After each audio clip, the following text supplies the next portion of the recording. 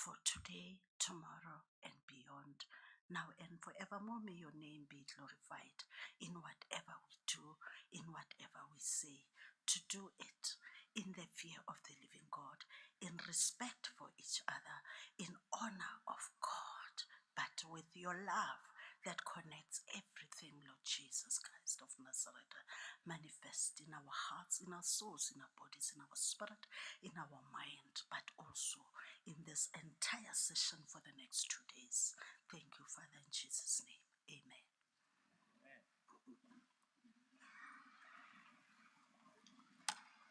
Thank you, honored guest. We're now going to get the opening and welcoming and the purpose for this session, which will be done by the HOD, Mr. Mofokane.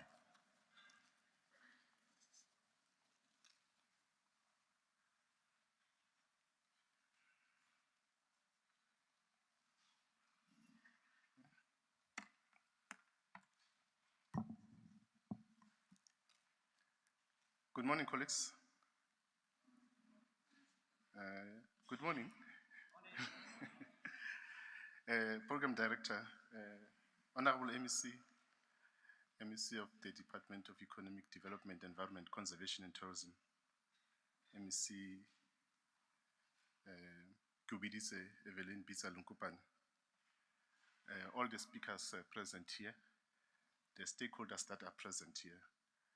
We have national departments, we have in our midst the universities that have confirmed that are present with us today. We have GIPS in our midst, we have UNISA, we have Northwestern University.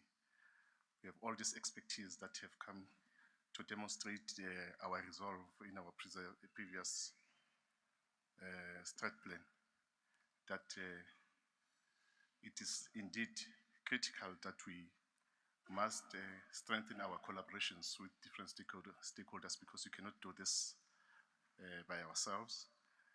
Collaboration is a new currency. We must strengthen our collaboration so that we can be able to grow the economy in the Northwest. I greet you all, the management and staff of DEDECT, the entities, the chairpersons, and the board members of the entities. Ladies and gentlemen, once again, Dumelang. It is my pleasure to welcome you to this session. This is a very important strategic planning session that will be held over the next 2 days. This gathering marks the pivotal moment in our collective journey as a department and entities working together to advance the socio-economic development of Northwest Province. The purpose of this session is to collaboratively develop the annual performance plan and the annual operational plan for the next financial year 2026-2027. The plans are not merely administrative exercise. They are strategic instruments through which we translate our vision into action and our commitments into measurable outcomes. This session is convened in accordance with the revised framework for strategic planning and annual performance plan, which guides all the national, provincial departments and public entities. It forms part of the broader planning cycle that follows the outcomes of the state of the nation and the state of the province addresses, ensuring that our departmental priorities are aligned with the strategic direction of government. Our counterparts from the national government, including the Stats SA, will assist us greatly in our broader planning and alignment. Our planning must reflect the commitment made by the MEC during her budget vote speech, which outlines the financial and the developmental priorities for the department.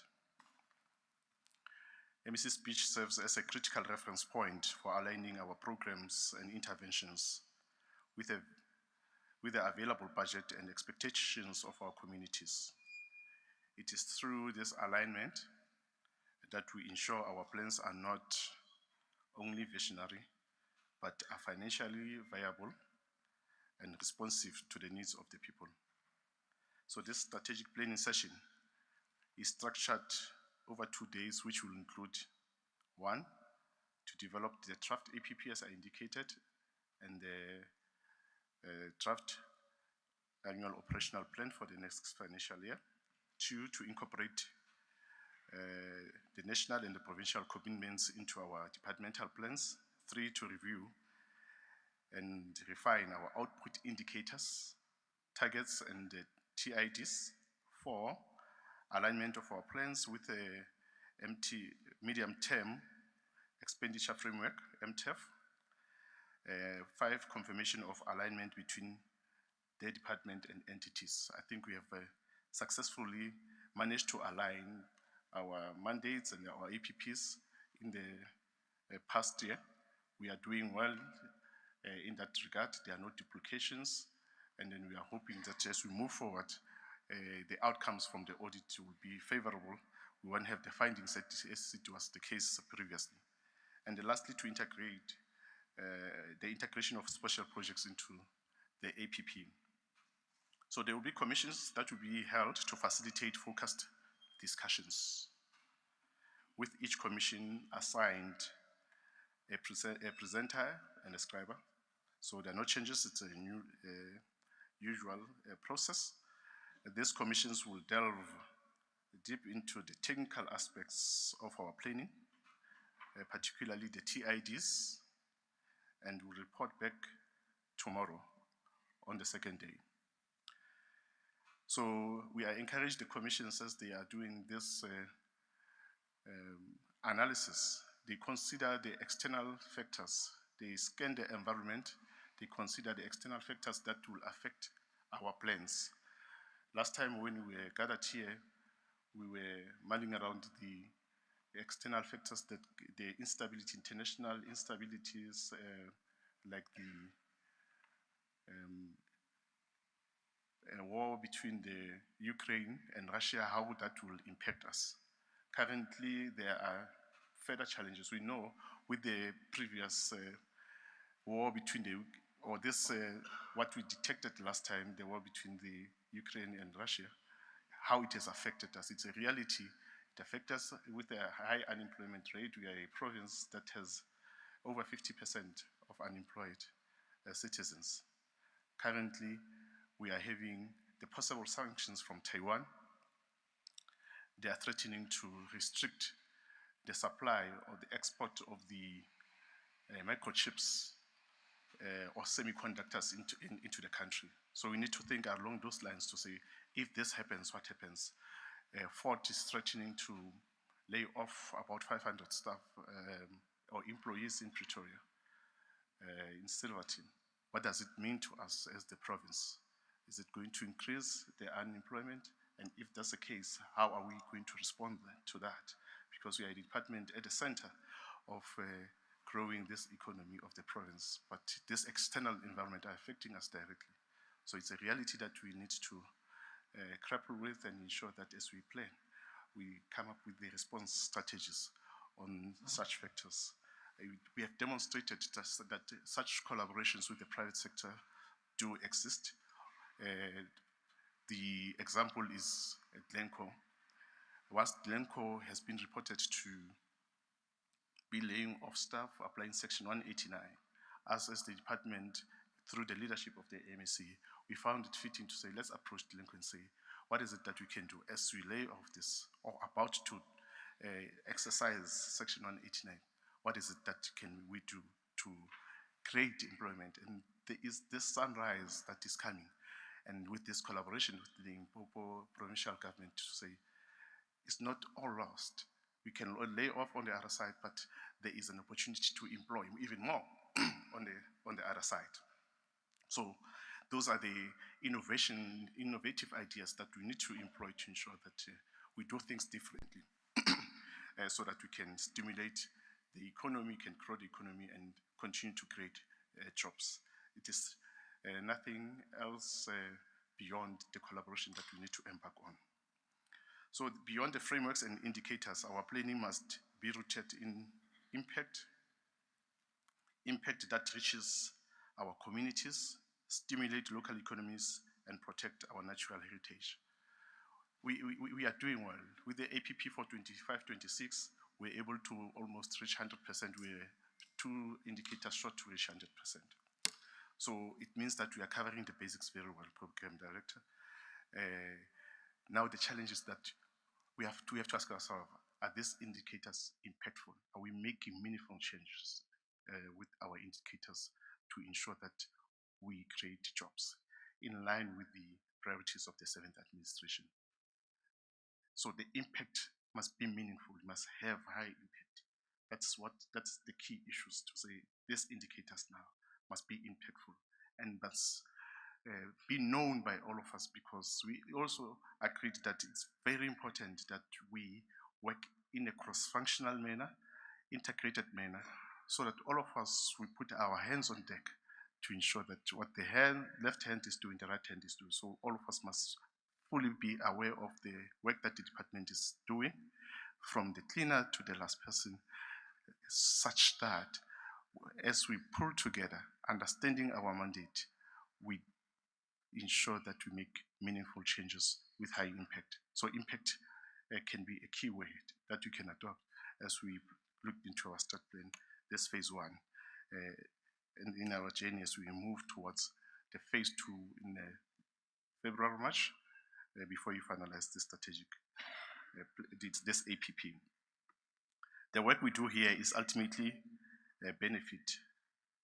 will ultimately benefit our communities by driving inclusive growth and economic development, expanding the biodiversity economy, strengthening tourism industry, and deepening conservation efforts. Through targeted programs and strategic partnerships, we aim to stimulate local economies, drive foreign direct investments, create sustainable jobs, and preserve the natural heritage of our province.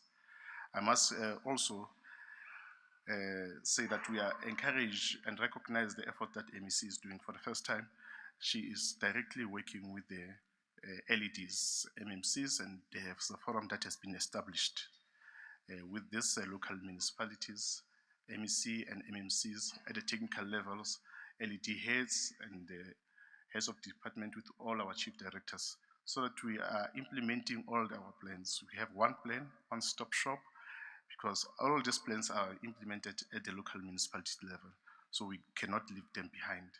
They are here. I think Mavis has confirmed there are LEDs that are represented here from all these 4 districts in the province that will plan with us here and ensure that they go back and align the plans with their departmental plans.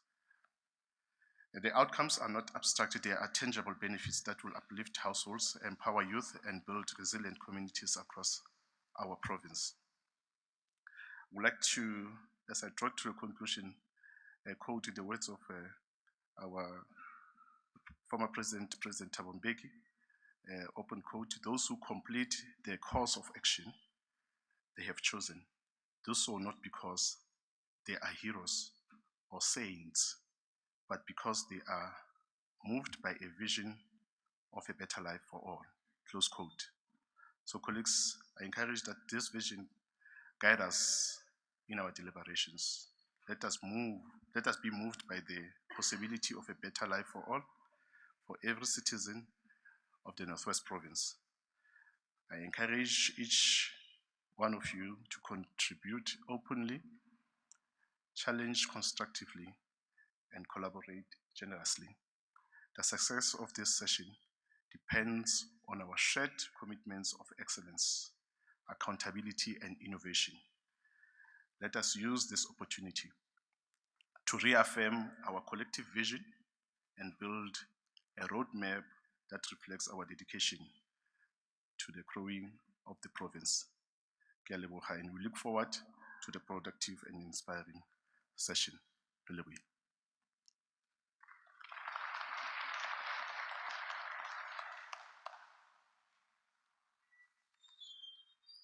Delegates, I think we also must add to the HOD the rising trend of artificial intelligence and how that's going to affect us in our decisions going forward. So please, let's apply our minds adequately and broadly as possible. I'd like to call Mr. Mofokane to come in through, I'd like to Mr. Matsibi to come and introduce the guest to us that's in attendance. Thank you.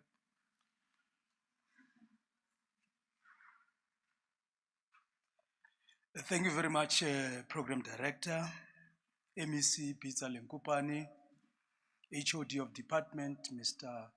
Relebohile Mofokane, all protocol observed. My role is to introduce our guests who are here to come and assist us to consolidate the strategic planning session.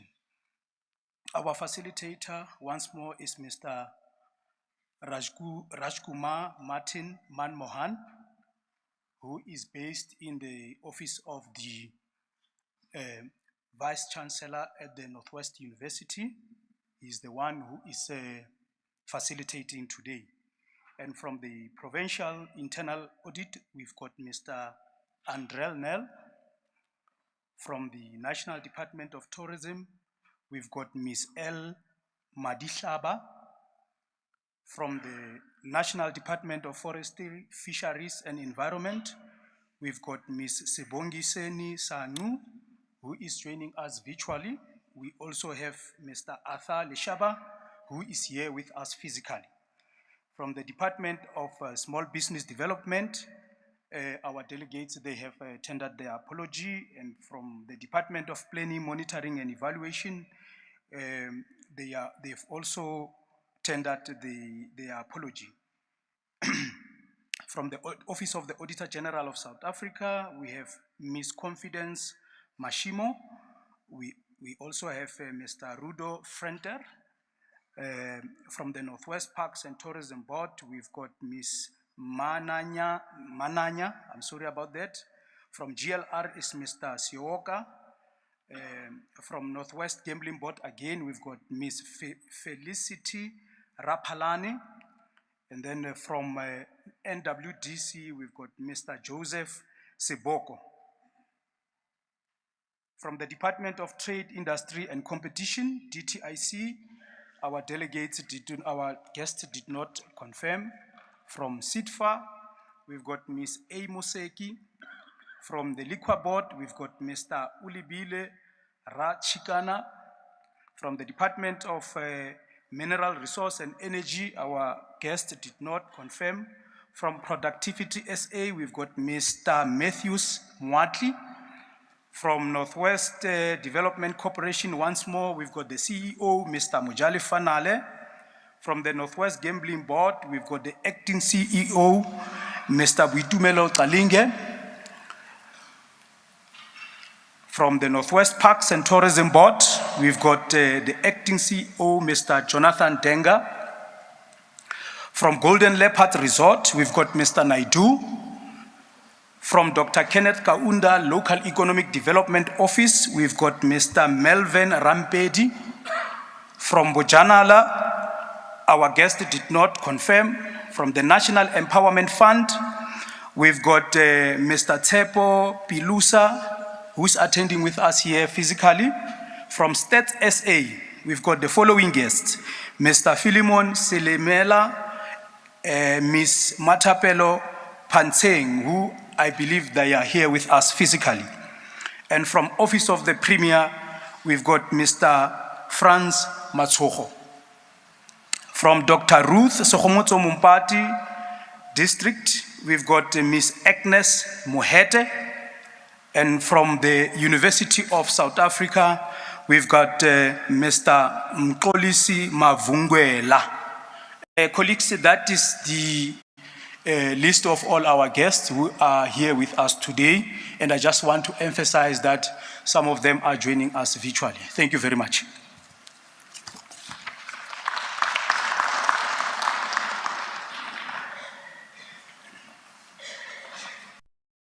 We all know that health is a very important part in our lives, and we'd like to call upon the next reflection on the HIV, the delegate from the Employee Health and Wellness.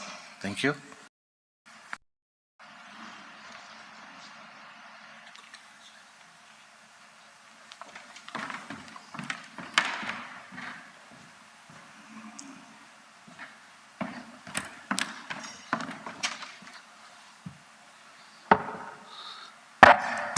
Good morning, Honorable MEC, the HOD, our guests and colleagues.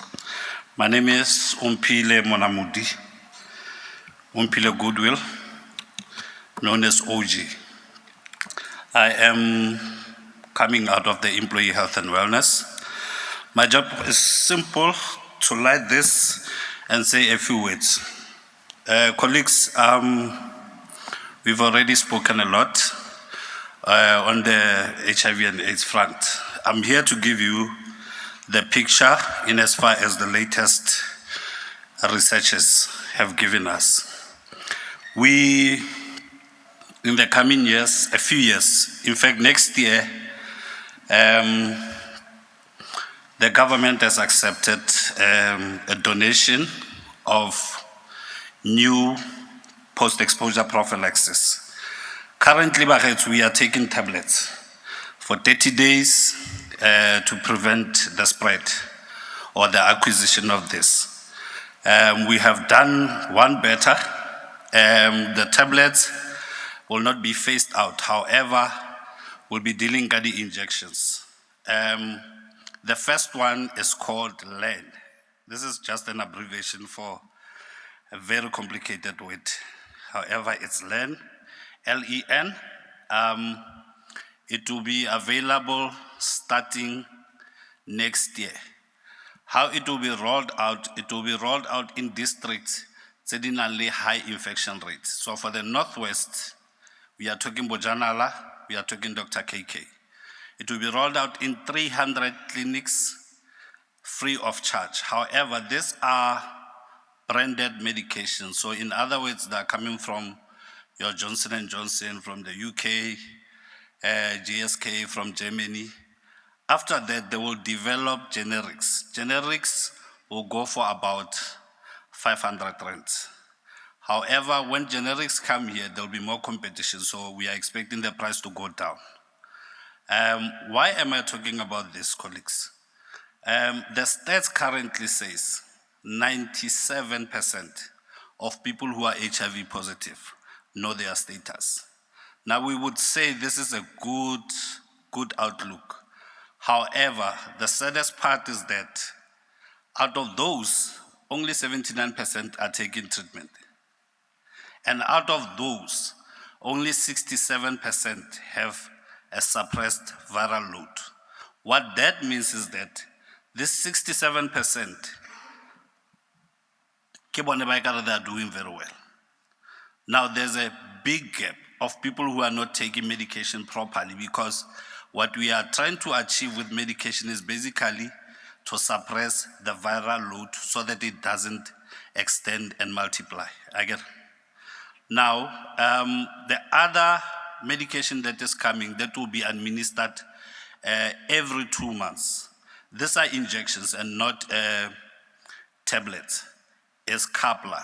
Kapla is already in the country. They're just doing final analysis. It should be rolled out before the end of this year. It will be widely available. However, understand the target will always be those high incident areas. Like I said, more Northwest, there's only 2 districts. It doesn't mean we don't have, but obviously we are trying to cap areas where there's mobility of this virus.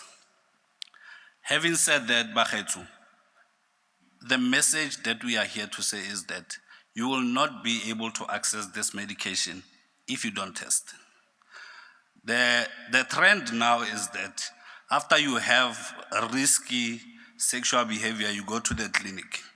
You are going to get PEP. Unfortunately, PEP grab after because you have to know the status first. So one way or the other, you need to know your status. And that is the message we bring here. As painful as it is to find out that you are HIV positive, it's not as painful as fighting something that you don't know. With those few words, Bakhetsu, Baba Khonang go ema, ke tla kopa fela gore re eme as we remember those who have lost battle, those who are still struggling with this disease. Thank you.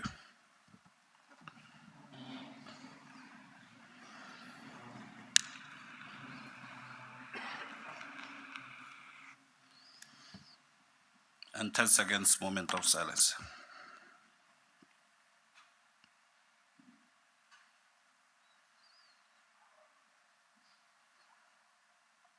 Thank you so much.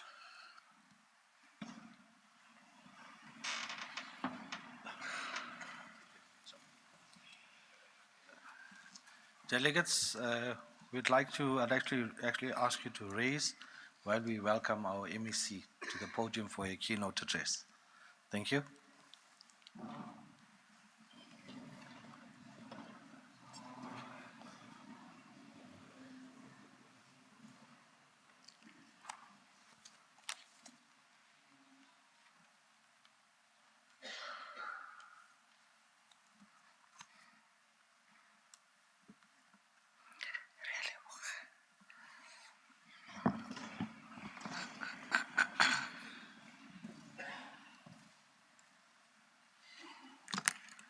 The program director,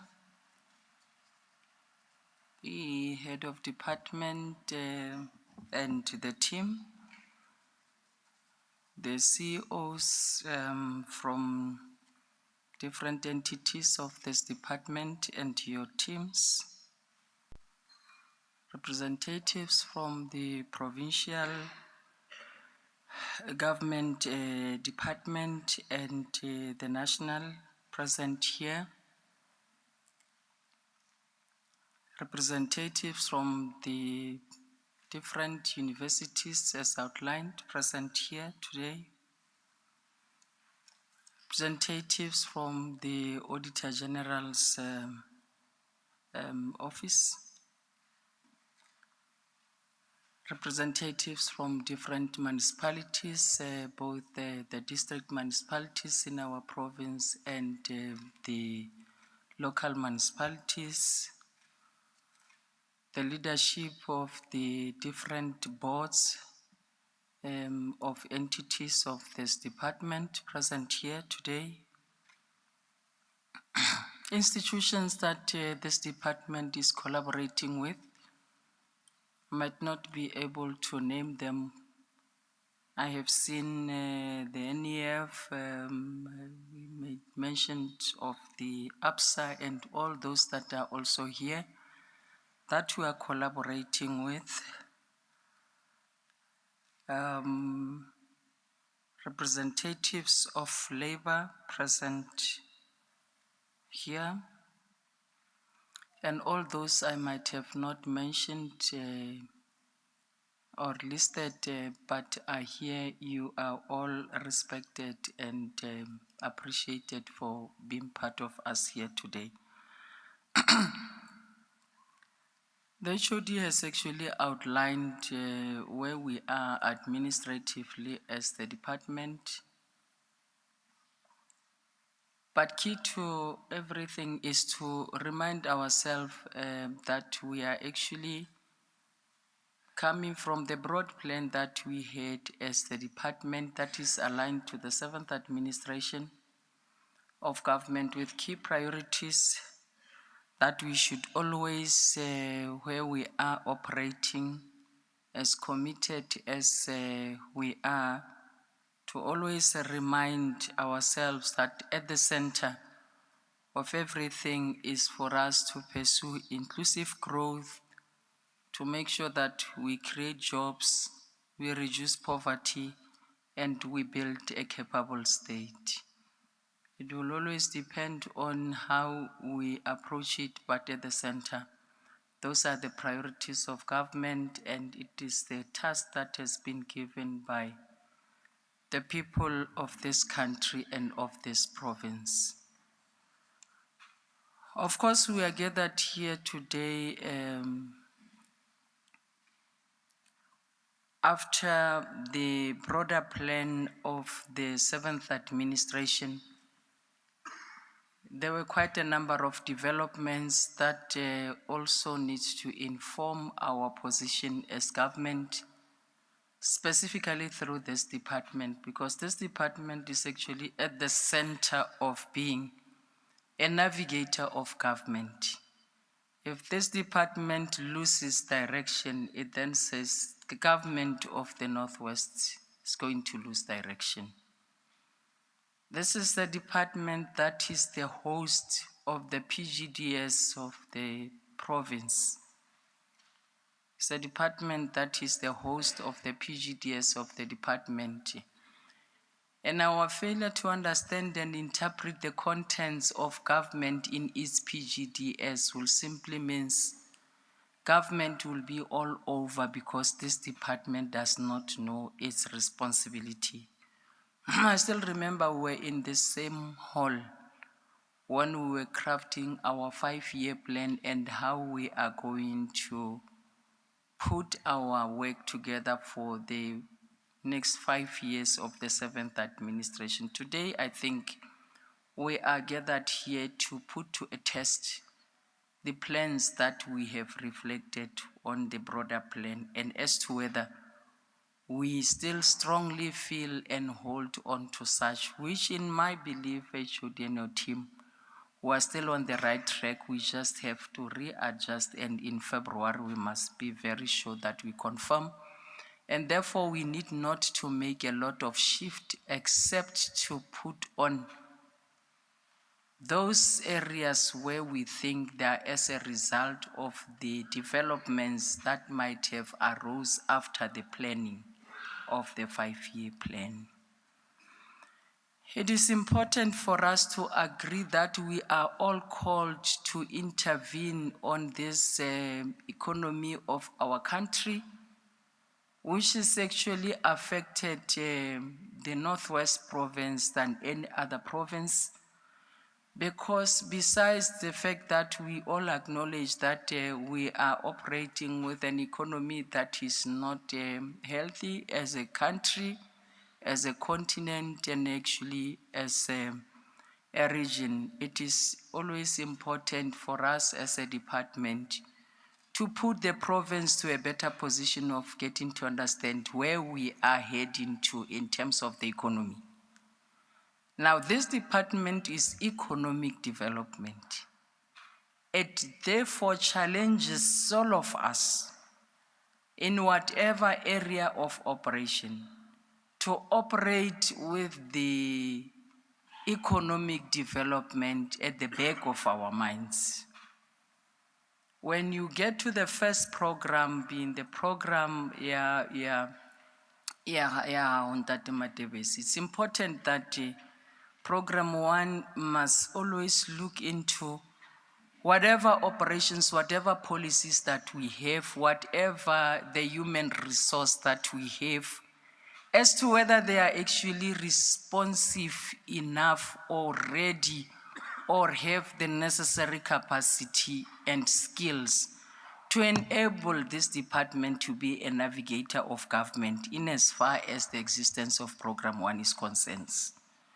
All the policies that we have as a department, all the human resource that we have as a department, the structure that we have as a department, do we see ourselves being in a position to intervene on this area where the economy of the country and of the province and of the region is challenged, and all of us being invited to rise, because our people have lost hope, because we keep on explaining, we keep on giving them explanations, but we are not coming out clear as to what exactly are we doing or are we intending to do for them.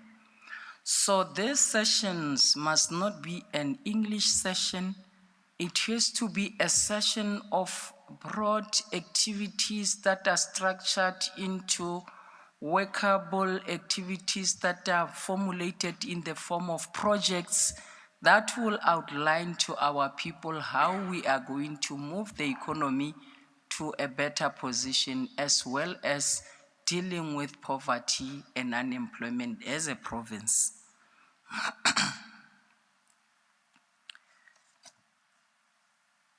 Actually, I have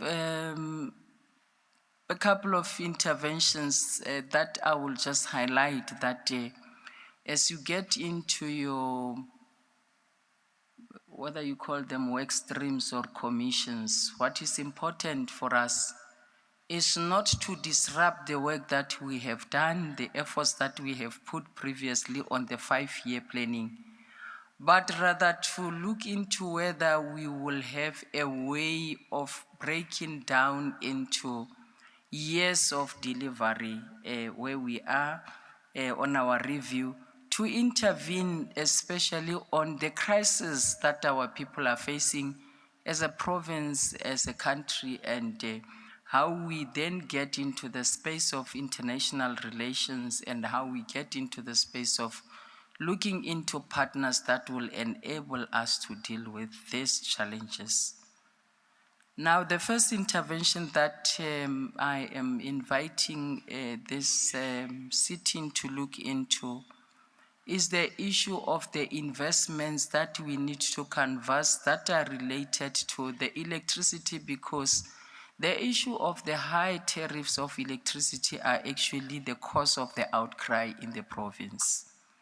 You meet different mining companies, you go to Glencore, they tell you that we have already have declared the Section 189 and we are planning to retrench thousands and thousands of people because the smelters needs high level of electricity and the tariffs are too much and we can't afford such, and therefore we are now in the position to close shop. And it is this department that needs to intensify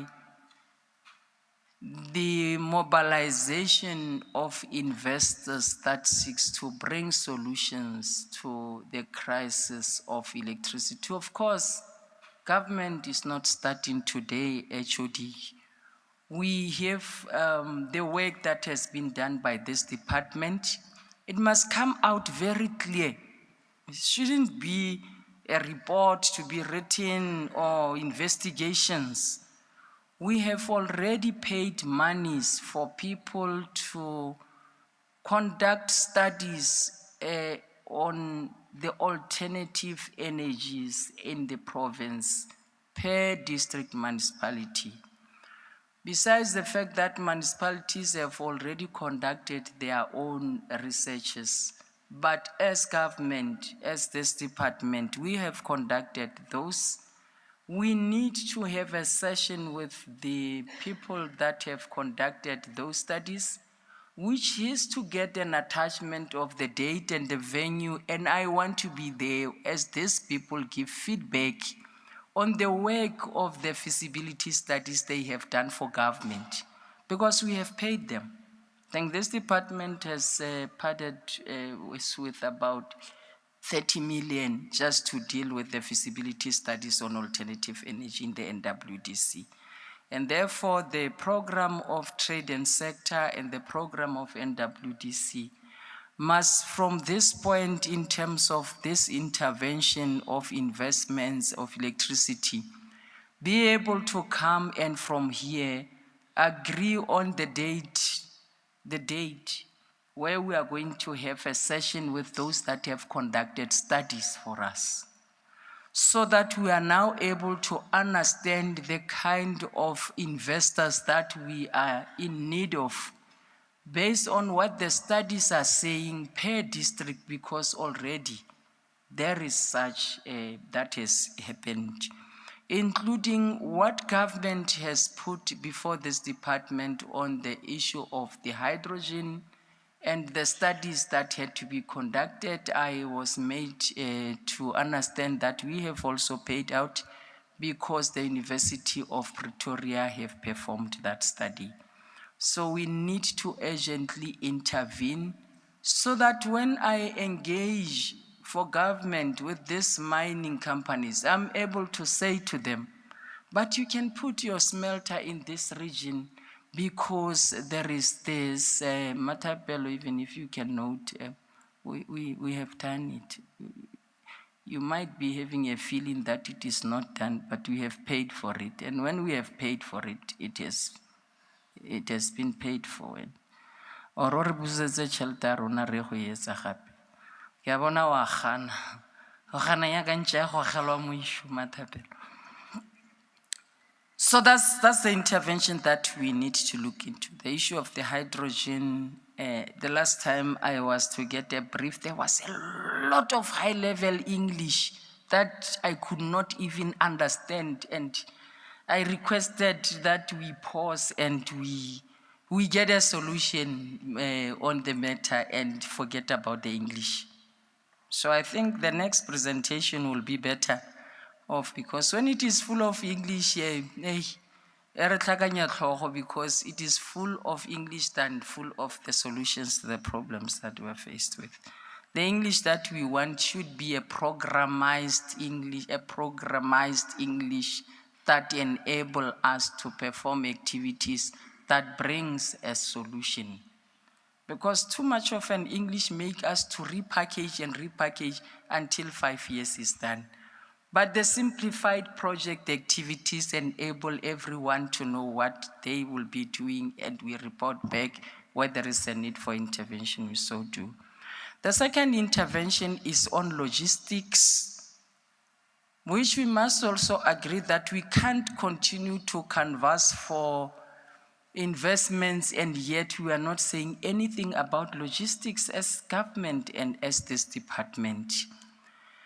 Now, the NWDC, the Trade and Sector Program, as well as the Parks and Tourism, must start to think about the easiest way, whilst we are awaiting the broader plans of Department of Transport about their airports and.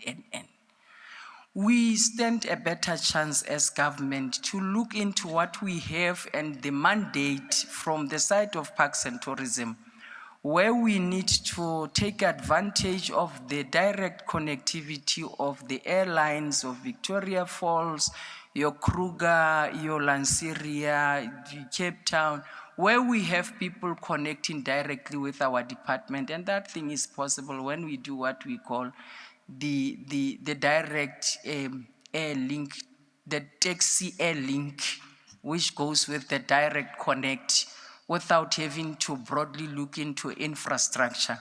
The direct connect that can be resolved and looked into by Parks and Tourism, that speaks to other items that can be transported without necessarily having to heavily over-rely on the infrastructure development of airports.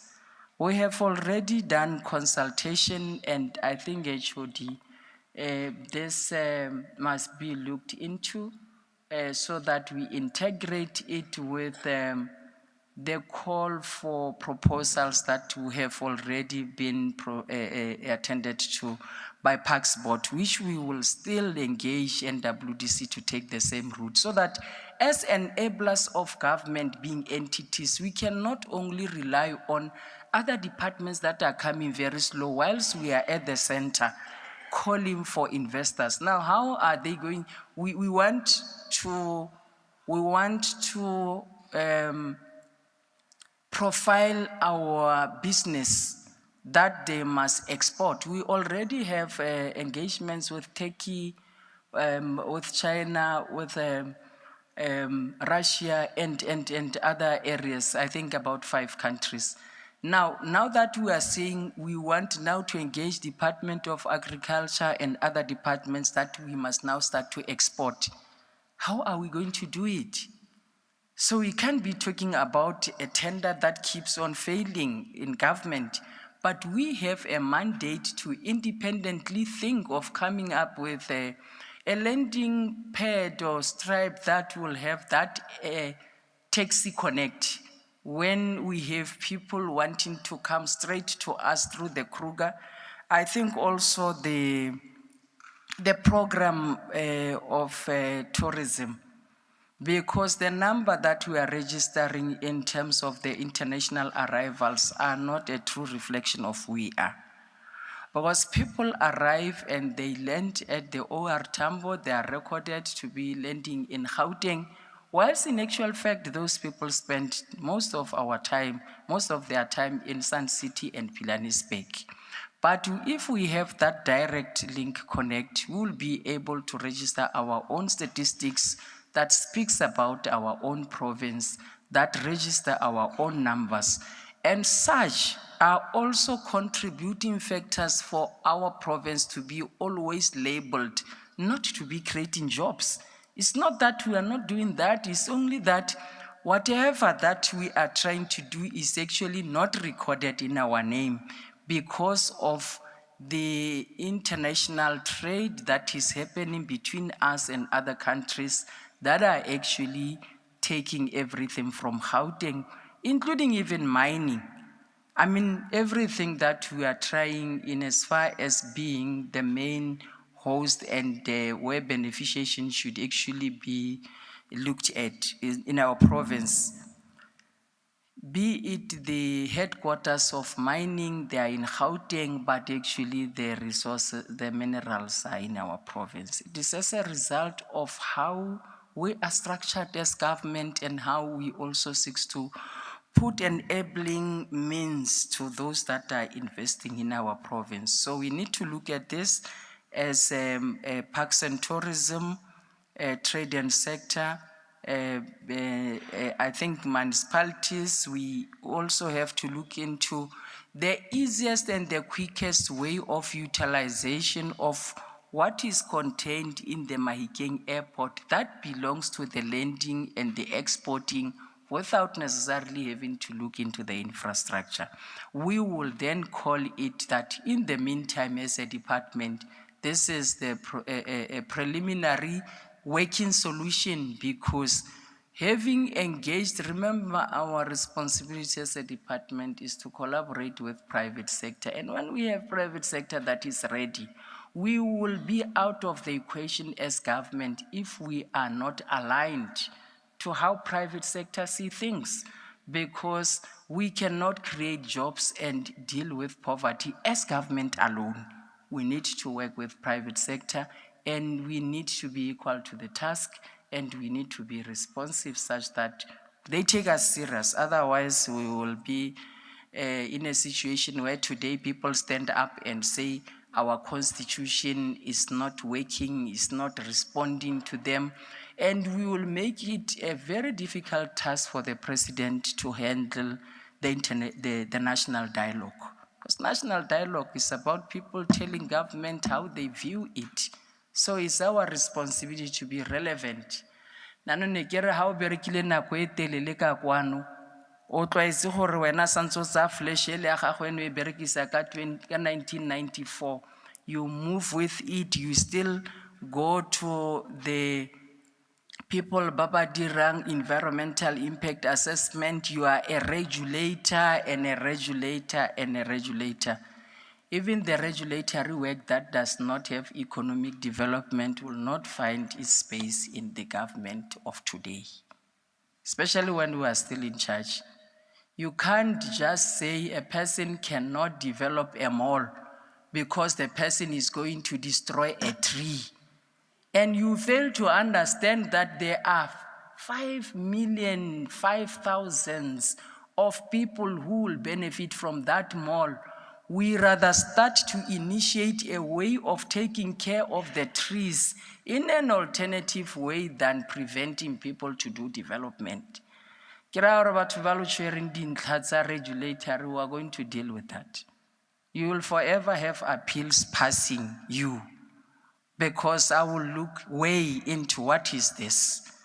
Is the issues that are raised here related to the real disruption, where you are going to say, let us not deal with these elephants. I was citing an example the other time of the former, the government, Mangope. When Mangope had his researchers and scientists who said, kill the donkeys.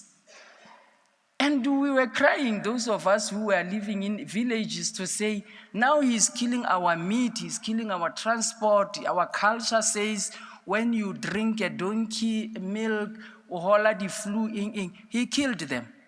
We are still having donkeys today. We still have our transport. We still have our meat. We are still eating it every winter. My father slaughter and we eat. Because it has always been in our culture that we do that. So the attitude of people who are so connected to some species, so that we even allow it that the elephants are going to kill all the plants that are there. The elephants are going to eat all the plants, and the giraffes are going to suffer. Your rhinos are going to die. You will have a lot of small species that are going to disappear and got endangered or even got extinct because you like the elephant, because its frequency is attracting tourists. We have a responsibility as a department to manage tourism and conservation and to bring about balance. We will not kill the tourism and how they benefit from all the important species, but at the same time, we have a responsibility to protect that small plant that does not have anyone to also cry and protect. These are the discussions that of recent, this department is on the headlines that the MEC is doing that. Of course, we are going to do it. If it is to benefit and to deal with the 3 priorities and there's no legislation that stops us, we'll continue to do it. If you feel like it's not your matter, you'll have to shift, because we're protecting majority of those who are beneficiaries in the space. So it has to be attended to, Ntate Denga, because we want to pursue the biodiversity economy, by the way. The issue of the beneficiation on chrome and platinum, that can only be done, this intervention needs us, Ntate Nale and HOD and the trading sector, to intensify the discussions that we had with Limpopo. We are a government that understands what we have as the provinces, and we can't ignore the fact that when we know we are the main beneficiaries of the chrome and the platinum, we can't relate with Limpopo such that we strengthen the corridor relations so that we are able to bring change to the conditions of our people. And that will have to happen. And we have already initiated the talks. The homework that has been given, we need to, we have put the date of the end of October that we should be presenting to the President and Cabinet the collective position of Limpopo and Northwest. Arsa bereka ka tse sa bodi tourism indaba le bodi mining indaba. Ra o tlala kwa batho ba choma whilst we know is our minerals. We must dictate the terms. We must tell the people that whilst our people are called Zamazam, but the fact of the matter is that there's gold underground and they have seen it. How do we start to get into the space of now regularizing it and dealing with all the measures that are going to make our people rather benefit than being there and become now but babaling delinquent and but they are offenders? The fact of the matter is that they have seen it, it is there. What is it that government is doing? Those are discussions that we must start to get into. And we must not be told. Our history should be written by us, because it is about us and it is in our own land, and we know we have to be at the first line of beneficiation. We must also intervene on the issues related to the management of major projects. It is in this province that the ISA, stood and made it very clear that in the Northwest, we don't even have a single project that can be funded in the infrastructure projects funded by the President. It depends on how we structure the projects that we see, and we're talking projects that are below, no? As in the project there, we see a project at 30,000, sorry, project. So we need, as this government through this department, to start to harness on the opportunities, and that can only happen if we make use of the interactions, the team that I went to the embassies with. We have drawn this from the embassies that they have a lot of business chambers that we have engaged with. That speaks of alternatives to solutions to solutions to problems, including the water problems, the circular economy, the waste management.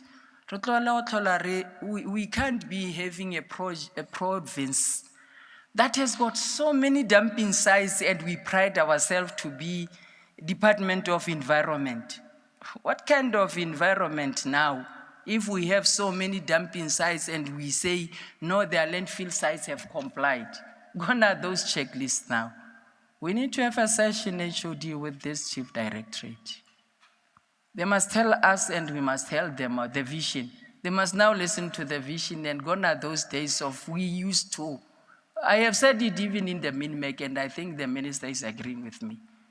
Gone are the days of we used to.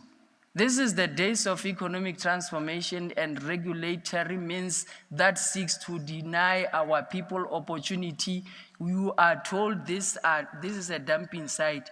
Whilst we know that's why the MEC came up with an initiative of Matlakalake.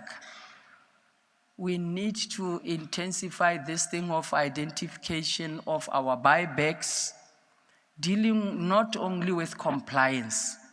We must operationalize indicators that speaks to us having to get into municipalities to enable municipalities to keep themselves clean and wipe away everything that might be categorized to be belonging to the dumping sites, to now be processed and start to intensify circular economy as a province.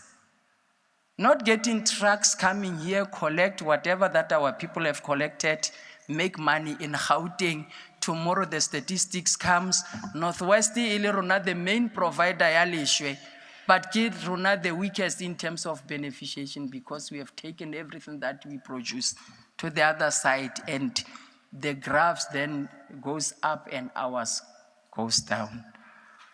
So we need to look into what kind of major projects that can be through collaboration with universities or private sector that we can have as a province to say they have an opportunity to create jobs and deal with poverty alleviation.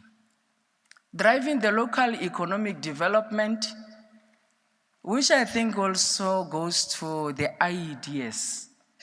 And a lot of diesel is wasted on Tunsale Road, where people go there and sit around tables and they take attendance registers and they come and they say they were in Tunsale Road. So what? This initiative is an initiative that seeks to change lives and accelerate services. So what service are you rendering when you are there? Do you feel accelerating it? If you just go there as business as usual, Baki, it's not an accelerated service, it's not Tunsale Roll, then you are not on the right track. So we now need to look into, if we are giving people the Dunlop container, how many potential jobs created, sustainability, the aftercare, the incubation, how do we see it in the next 5 years? This that we are giving them. For every item or equipment or machinery or OCP that we buy to our people, it must be followed by training. I must applaud the APSA, the initiative that APSA has started now. On the 3% that is due for our people to benefit, they come with training. We come up with informal trader support. So we know when we give them this, they were trained. And I think we must now move to the university. I'm happy that the CEO is here to say, what exactly are young people benefiting from this that we have agreed on the collaboration with the EA to say, you now create an innovation hub, because that innovative ways that are coming out from that hub should actually be informing our plans. China, that's how China does its work. China, the syllabus, yes, scholars go China informs how government is run. Whatever they do in school is actually talking to how the work is carried in government. And therefore it yields products because it is a return on investment. So we must try to change a way of dealing with economic development in the IEDS, in the NWDC, where we must now say, where is this person that we have given them a mobile fridge? Where are they? What are they doing? How many people are employed there? Are they still working? Who benefits from that? That's how we are going to collect the statistics of job creation. Job creation will not be about people queuing with CVs, because we are a department that hosts not more than 600 people. So we will never recognize, do it the way it is expected by our people. The labor activation initiative. I think it is also important for all of us as we deliver services to these people. Before we supply them with machinery, it's important to check as to whether were they registered as unemployed in the Department of Labor. Because one of the things that to me is also a challenge is that even if we are continuing to give services in the form of machinery and equipment support, and whatever way, but those people are not registered with the Department of Labor. So when we take them out by starting to support them, it does not reflect in labor that they are now exiting. So most of the people that we support were never registered in the labor. And therefore, for us as a province, it doesn't reflect the work that we are doing. So it's important, be it EPWP, which of course I don't take EPWP to be work. But what is important is that be it EPWP, be it a project that we are carrying there, let those people be pulled from Department of Labor so that we are able to be seen subtracting from the load that is there, which is something that I have tracked and is not happening. But also IEDS and the Northwest Parks and Tourism, the issue in Ibile Lona Batuba, Northwest Parks and Tourism, you are still living in an island, you like not in the Northwest. This morning I had a serious engagement where you want to return money to DFF. I spoke to the minister that that thing is not going to happen. It can't be that we are giving money, we are to start a project and you are telling us about political infightings. Lozena go kai ka ke na motho politika mbatho amdi. Go politika mang rona re sa itse ka kwana. So I spoke to the minister, I spoke to the mayor this morning, HOD, I think we are going to write a letter, we convene a meeting with the municipality, Yako Lektimbeck. That money must not return to DFFE. It's the same as where we do not spend the serious need for people to get services, or now we are still retaining money because the reason is that they are political infighting. Why nakesa itse nna le politiki la mono? So it's not politics until I tell you that no, there are political infightings here. So it's just a matter of being not able to execute. So I think we'll have a session to approach that differently. Let's also enable provincial local economies. I'm happy that the MECs, not the MEC, the HOD. No, you are not the MEC, the HOD. I'm happy that the HOD spoke about this forum. We have started to intensify the forum where the MEC sits with the MMCs and the head of the EXCO chairpersons of municipalities, or where we sign the collaboration with municipalities. We are doing very well with Moretele, JB Max, Matlosana, Naledi, and of late Kagisano Molopo, so that we now exchange activities and we are also enabling them and collaborate on this thing of provincial and local economies. Accelerate diversification of trade partnership. I think we have done enough, Braish. We now have to go for our job summit or investment conference as a department, because we have that indicator, we have worked for it. We know when we sit, ba raise gore Russia o batla what is this? The citrus. What we need to do is to start to get a call out for ke mang in our province who are interested in exporting the citrus, because they need them in tanks and tanks. It's not something that you can hide. We can even get Northern Cape and Free State to join us, but in our name, so that at least we have the Chamber of Commerce of Russia. They are ready for us. So in that conference, Braish, will not be like talking stories. We'll be having Murekile Murekisi that from now on we are finalizing the deal. So in that conference, we'll now be pronouncing that there is this relationship. We'll now be pronouncing how it is going to be carried.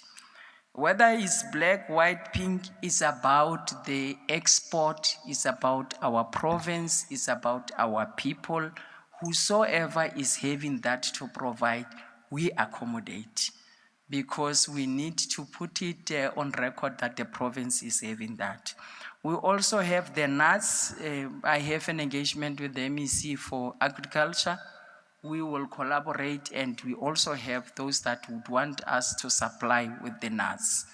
We also have intensification of manufacturing. We have those that want to put up a plant. I think it's going to be with Bakhatla, where we will put a plant of manufacturing of the machines that are used for brick making. The manufacturing, because we don't have, as a province, where we manufacture ourselves.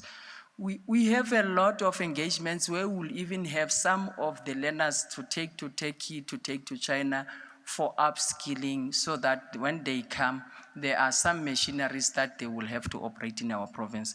So it's a sealed thing. Like another investors said 12 for Papa, we must have an investment conference as a department. Must have it. Build up Braish. As a department and our indicator, we have it and we have mobilized, and the indicator says we must have it. So it must happen. How can we reduce us?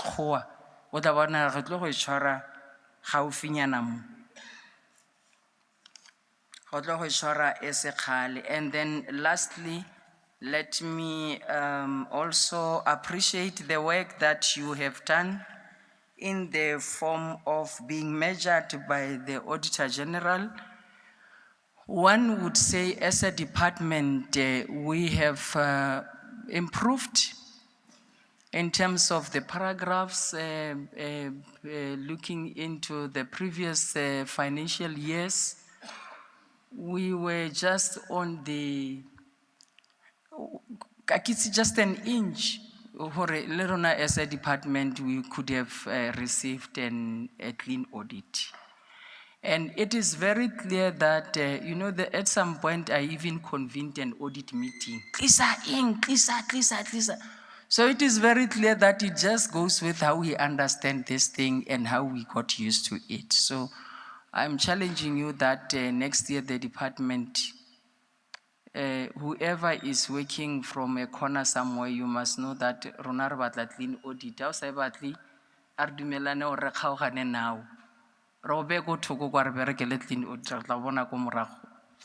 how we are going to operate, because we have to get it, because we are working very hard. We are putting our energies every day to make sure that we do, because clean audit is actually a reflection of a capable state. And this is part of the priorities that we are putting forth in our plan. We must also appreciate the performance per program. I have seen an improvement in the program ideas, which is something that in the history, they were always the darkest program that we ever had. but there's a serious improvement. I don't know what is that improvement all about, because we will have to celebrate it when it is clean and our people have got everything that is expected to be given through that program. But we have seen improvement. Actually, across all the programs, we have seen, even those that did not go into an audit, we have seen both tourism, how they managed to carry the load of the parks and tourism through the shared services. It's actually a sign of us having to start to understand where and how we work as government. So basically, we have done well as a department, and we are likely to get to the clean audit. Nna ke motho wa dilo tseo, I might not be looking like, but I'm that kind. So, then you go to even the NWDC. I just want to knock at the NWDC to get into that space. But there's also a shift to a better direction administratively. We have a lot of work to do, but there is a light that we can drive and have to understand. I think I spoke with the CEO that we need to meet and unpack the way in which we are going to approach this. We must also, I must say it here, I don't know whether those people are here, the people who are called to be appointed for SCZ. Unfortunately, we are not going to pay the spook stories and the spook work. People who are appointed for SCZ must operate from where we have the SCZ operating point. And those of the property coordinators, a person tells me when I get to a SCZ point, no, you can't bring investors here. Solanga buaka SCZ, I'm going to take them out. We will get them a place to operate from. There is an industrial park. And part of our intervention is to intensify to make sure that our local industrial parks are operating and are used according to what an industrial park means. It's no more about you leasing a property. Every ganara batla ile bo fanner more balisa ibile ra ba duela ba re advertises ra collector ko go bona. Our interest is industrialization, manufacturing. What is happening in there? Where are our people? Are they benefiting? And that thing is going to happen. It will have to start komokwas. Akizi issues amako kai ka task ya gago ya di. Because ha re ya kwa ba re fa pleke engwe ya re lapisa ra lapa ha re kgone bona engwe. Now we must get this thing kana ke eng ish kana tshwantse re etseng kwali. The drones. We must get the drones that point to every door or what is in here. It can't be boxes and in this industrial park. There has to be people manufacturing something inside. It can't be an industrial park and you have a tuck shop in there. No. We will get to the tuck shop owner, a mobile tuck shop, run a tuck shop, and we remove that person from our industrial park. That's how we are coming. So we are happy also to see the progress. The board is there. I've not been talking to them deliberately, but we'll convene. We'll appoint the chairperson. We'll get the board running, and then we'll give them the responsibility. Speed. Speed is out la bolela gore re direng ke rona re itseng. Hona mmereko wa bone ke go dira so se re se itseng e seng go tla ka dilo sa bone ba tla go iphakisetsa mo teng ga government ya rona.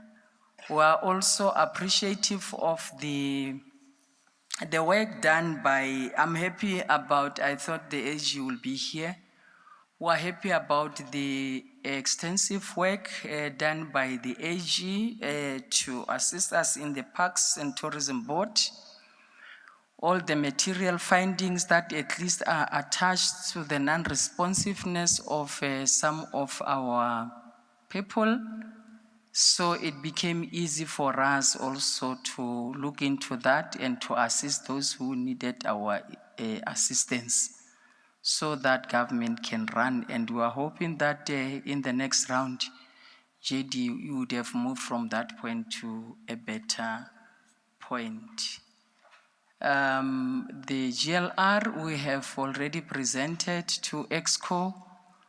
The turning around, there's no life in GL. We can't pretend when you are running business and business does not make profit and does not make money.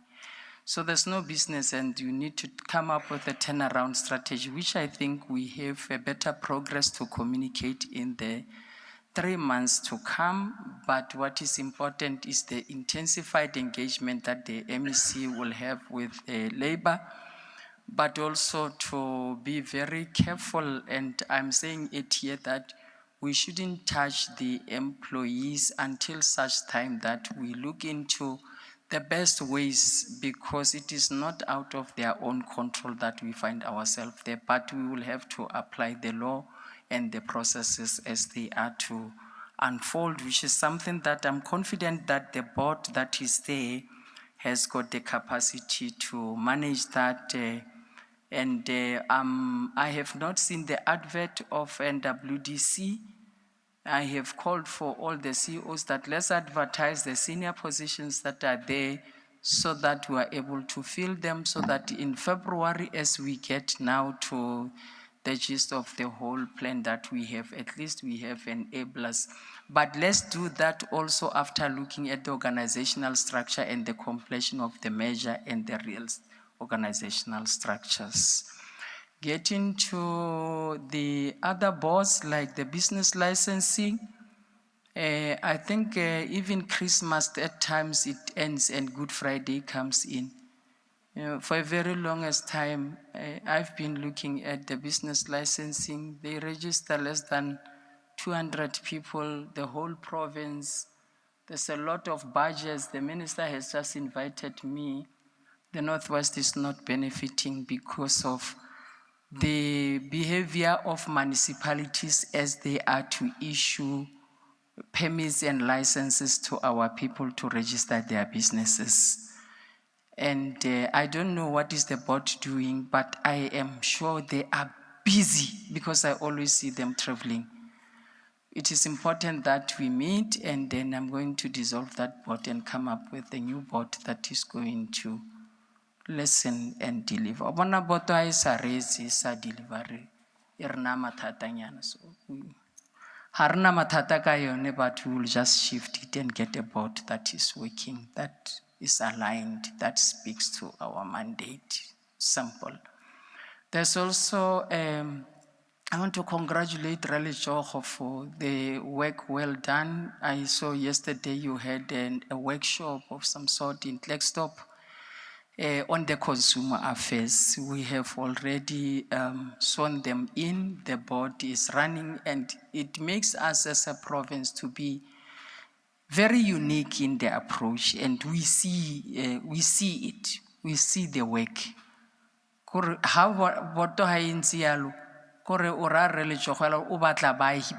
we want people who work. We don't have interest in boards, especially those that are regulatory, but we want those that will enable us. And we are happy that we have the legal team that is ready to serve our people, that is on the ground, that are willing to work. And I think at some point I gave Muilwa, Deputy Director, how Reljo? Mokwena. Yes, I'm going to have a session here, a dialogue, where we also talk about what actually causes all these other issues that makes our people to finally find themselves barely more difficulties, because it is also the conduct of our own people, including issues about gender-based violence. There's also the other board that I think HOD, you must take this board over. You have been briefing me, the liquor board. When I arrived in this department, I was told there is an outstanding matter with the Department of Trade and Sector.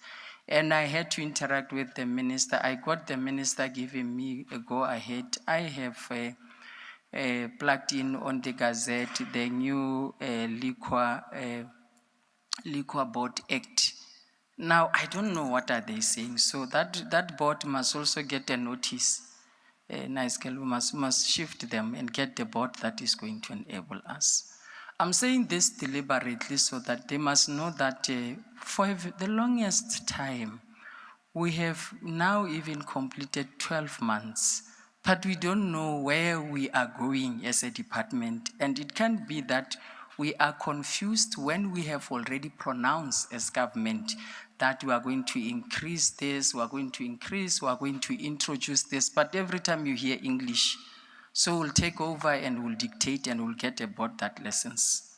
Fail, very choice. We're also having a board tse dinyanenyana tse di phitlhileng tse. Wena ha ona boto ko go wena braish. Itirela botonyana ko go wena. Yeah, I think these other boards, in my view, we are getting there. I'm happy that the court has given us now an order where there are no boards. We are going to soon appoint an interim board, and we have an order as well as the opinion for the gambling board. We are very clean.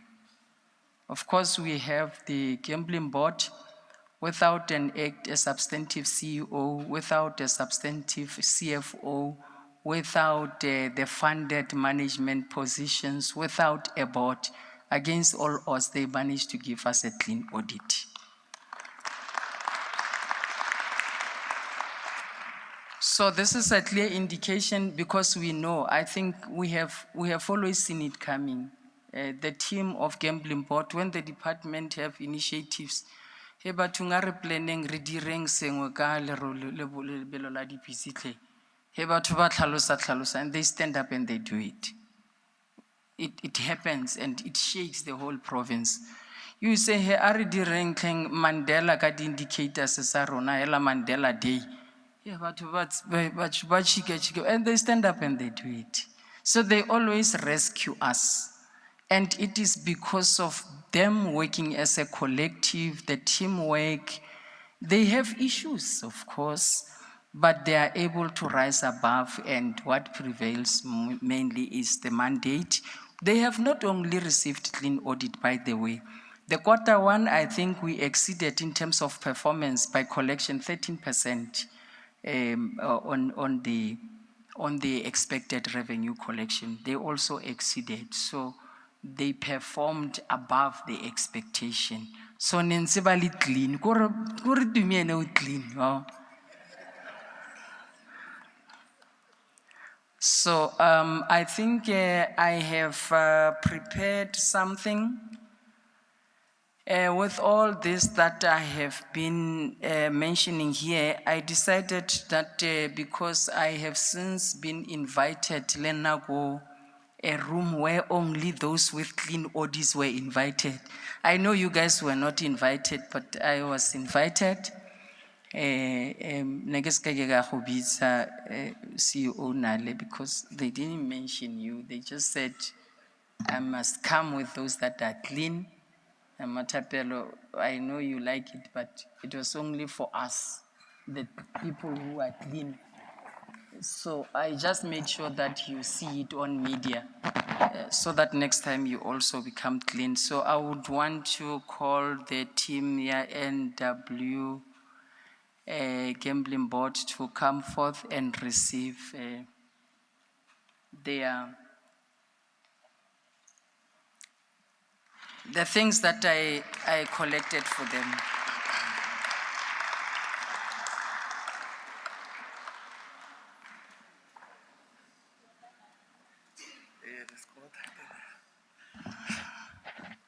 Today was Kilantlaki Sababoni ba very clean, ba pira ba very clean in the corner. Today ba makasa khasa. So when actually why is it clean so if you bo mangyano? Ga denga unza itshwaretseng. So this will now be handed to the acting CEO. I think he has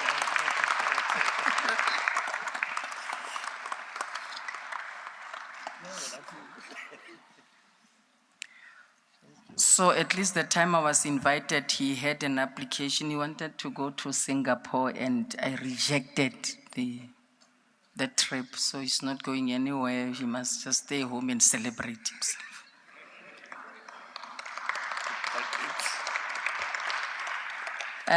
There are also some certificate HOD, if maybe we can come closer, of those that we think also, there's this certificate that goes to the department program number 7, which is tourism, for having achieved 100% on the APP non-financial performance target for Q1 25-26.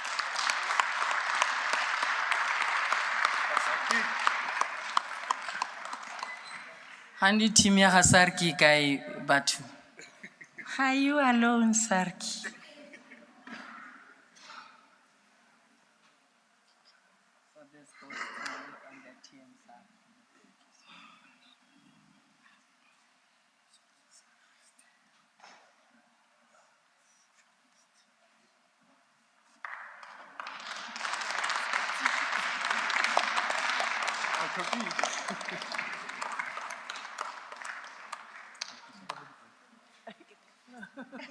Professor.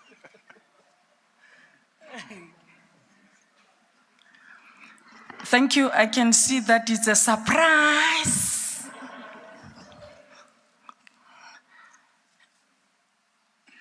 We are also having a certificate that goes to program 4, business regulations and governance in achieving 100% on its APP non-financial performance target for the same quarter. So this one is actually a goodbye certificate.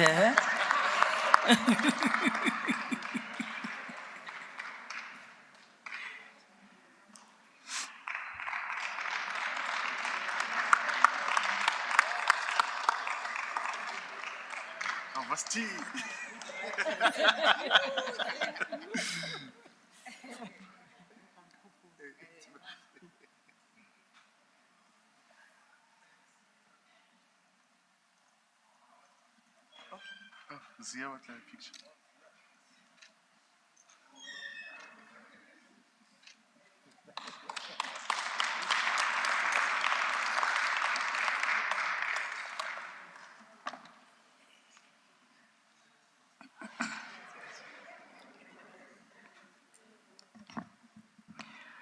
This one goes to program 2, integrated economic development in achieving 100% of APP non-financial targets for Q1 performance cycle.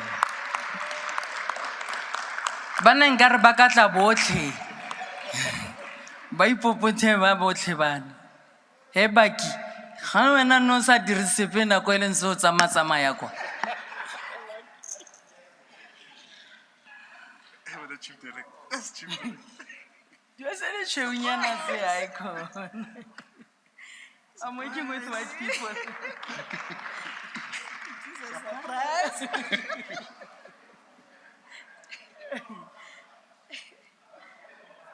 O se pina professor is a harapel. How rapel of the professor is?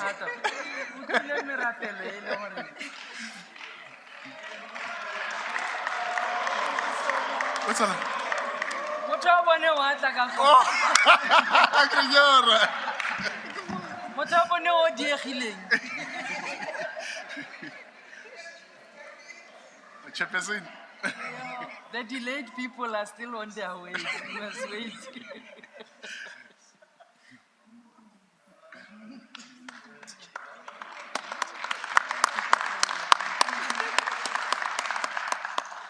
Thank you so much. Program, you see, I'm looking at Relenyora.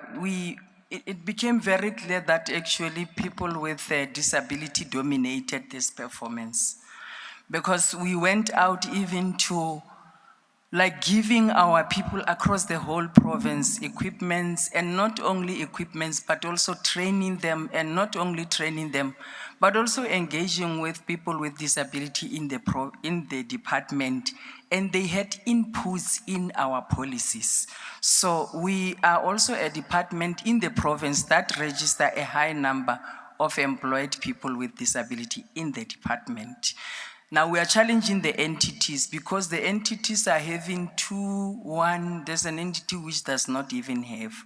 So I think, Lenyora, we must now challenge the entities to also give us a sizable number so that representation becomes better. So it is out of commitment and hard work that we are able to get to this point.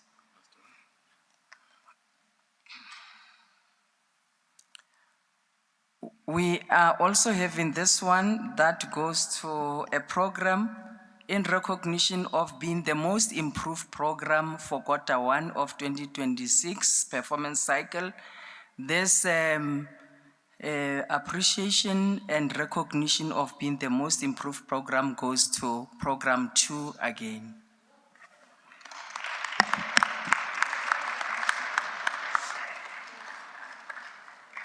Again, for all these years, Khalilidi Kotong got these people.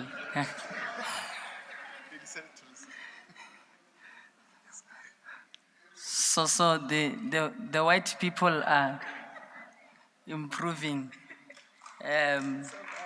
Thank you. Thank you.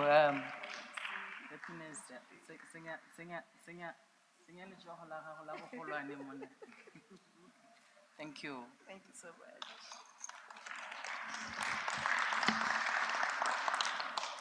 So we are just doing it deliberately, and I think this will have to continue until we get now the trophies of clean audit. It encourages, it makes our people to be awake in the corner where they are. And let me now take this opportunity to officially open this session and wish you well in your discussions and deliberations. We are not doing it for ourselves.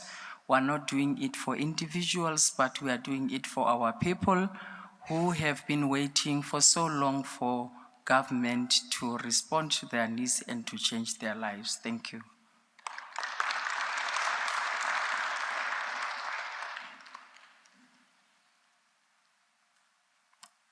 Thank you, Honorable MEC. Colleagues, I just need confirmation if the next speaker to present is here. The chairperson for the Portfolio Committee on Economic Development and Tourism. Mr. Nell, is he available? He wasn't registered earlier? Mr. Nell from the Department of Overall Audit and Outcome Findings. The next item we're actually going to postpone it for a bit later, the Auditor General's remarks, because they're currently busy on another session. We'd like the presenter for Stats South Africa to come forward to present. Mrs. Patat Singh from Stats South Africa. Hello. Thank you.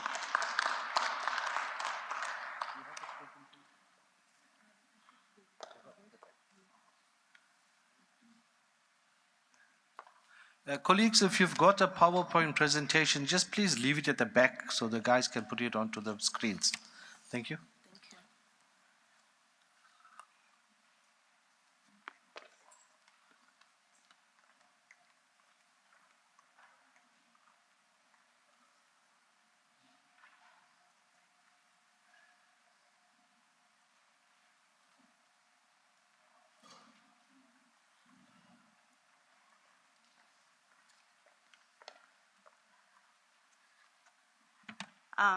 Good morning, colleagues, to the MEC and the HOD and all senior managers present today.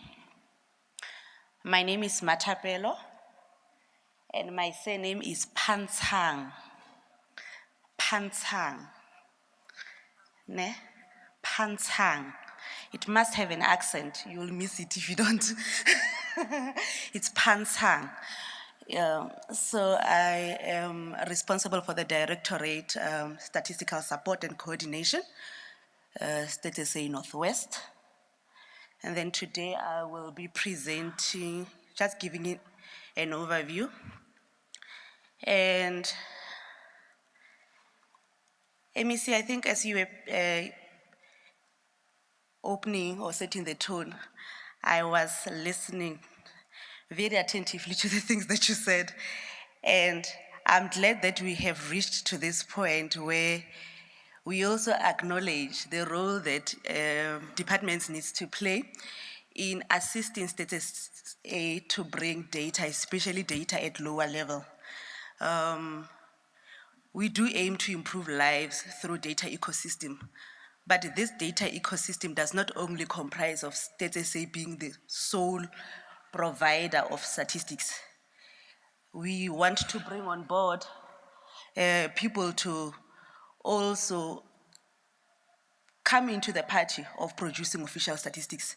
That is where collaboration comes in, that is where the interdependence of statistics comes in, because other government departments are producing reliable quality statistics at lower level. So I really appreciate that.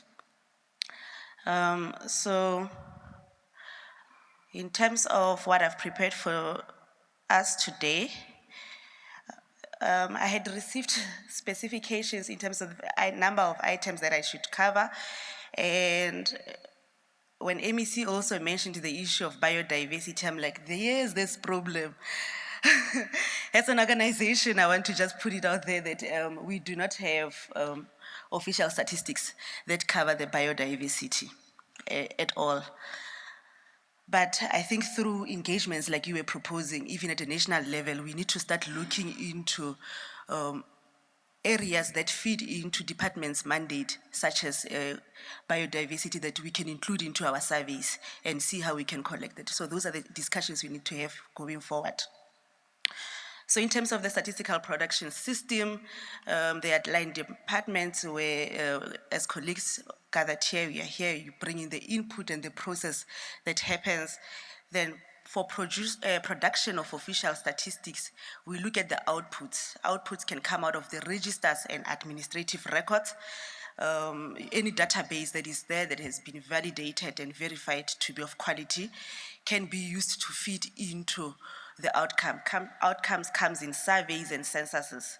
So these surveys and censuses are not only what we know as the population census, where we go and door to count people, but we also conduct surveys for businesses. And that is what mainly would be focusing on today. A little bit of population, because we're still talking to the people of the Northwest and the province at large, but we also touch into the products that we produce primarily for the businesses that are conducted within the province. All this is to just make sure that we have an impact, because the work that we do feeds into the impact that is leads us to be able to do policy analysis and to conduct research. So the 30 million that get spent should have an output that will make an impact to the people of Northwest. That is why I was saying you've already went ahead of me when you spoke of the limitations. The limitations exist within Statistics South Africa when it comes to, most importantly, to economic surveys, because the frame as it stands right now is unable to go to lower level, mainly because of businesses that start today, tomorrow they are non-existent. So to move around chasing small businesses is quite a costly exercise. Hence, the statistics that are produced are only produced at national, provincial, metro, non-metro level, because those are established businesses, your ShopRite, the big companies that you can think of. But when you look at Matapelo's enterprise, Matapelo registered a company because of she was promised some tender or something, but it never materialized. So it's very a challenge. But we have a small report that we cover the non-VAT registered businesses. So I'll touch a little bit into that, but it's not comprehensive as I know that you'd want it to be. So the limitations are based on the coverage gaps, lagging updates, the classification errors. Someone registers a business and says it's going to produce X, but it's actually participating in another sector. The sample bias, dependency on administrative data, and the cost and resource intensiveness of following up with small businesses. In terms of the population of South Africa, as per the mid-year population estimates of 2025, South African population is sitting at 63.1 million. This has seen a 1.23 growth rate since 2024. In terms of the province, we are sitting at 4.1 million in terms of the population. Population contribution to the national population, we contribute around 6.6%. One thing that everyone must always remember is that 6 is our number. If it's GDP, it's 6. If it's people, it's 6. We are always 6. Even in terms of the classification of status, say, Northwest is province number 6. So 6 is our lucky number. And then the Northwest population is up by around 60,421 since 2024. We have more males than females. Males accounting to around 51% and females 49%. In terms of the households, we have 1.4 million households, and the average household size for Northwest is around 3.2. So roughly around, let's say, 4 people stay in a particular household. In terms of migration, we have those who lost population and those who gained population in South Africa, and Northwest is one of the provinces that have actually gained population by having a net migration of around 108,422 migrants over the period 2021 to 2026. Hey, as I'm looking, I hope I'm not, okay. I'm not rushing.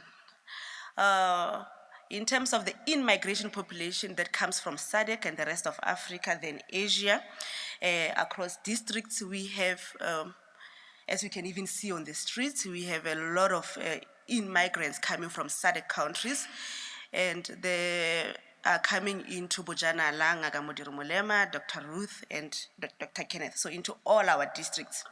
And in terms of the numbers, 99,197 goes into Bojanala, 10,254 into Ngagamodiri Molema, 2,698 into Dr. RSM, and 15,607 into Dr. Kenneth Kaunda. And we see also small counts coming from Oceania, Latin America, and the Caribbean, and also Asia. Oh, and then one other thing that I wanted to bring in there is that in terms of the median age of immigrants, 2001, we were receiving males around 36 and females around 37, but the median age of the immigrants, 2022, have actually lowered to males coming in at 34 median age and females at 33, meaning that even the younger population now are pursuing South Africa as their destination point for migration.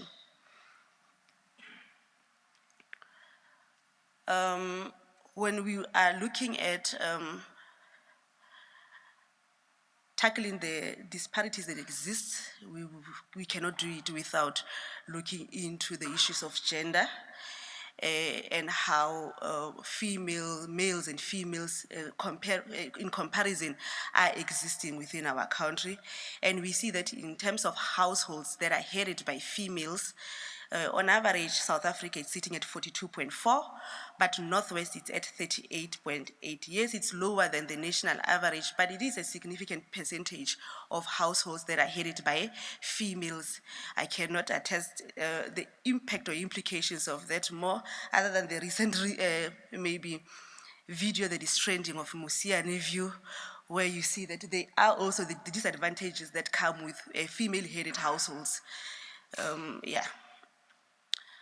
And we see that also more evident in rural areas. More females in rural areas are head of households as opposed to urban areas. 47.1% in rural areas and 40.4% in urban areas.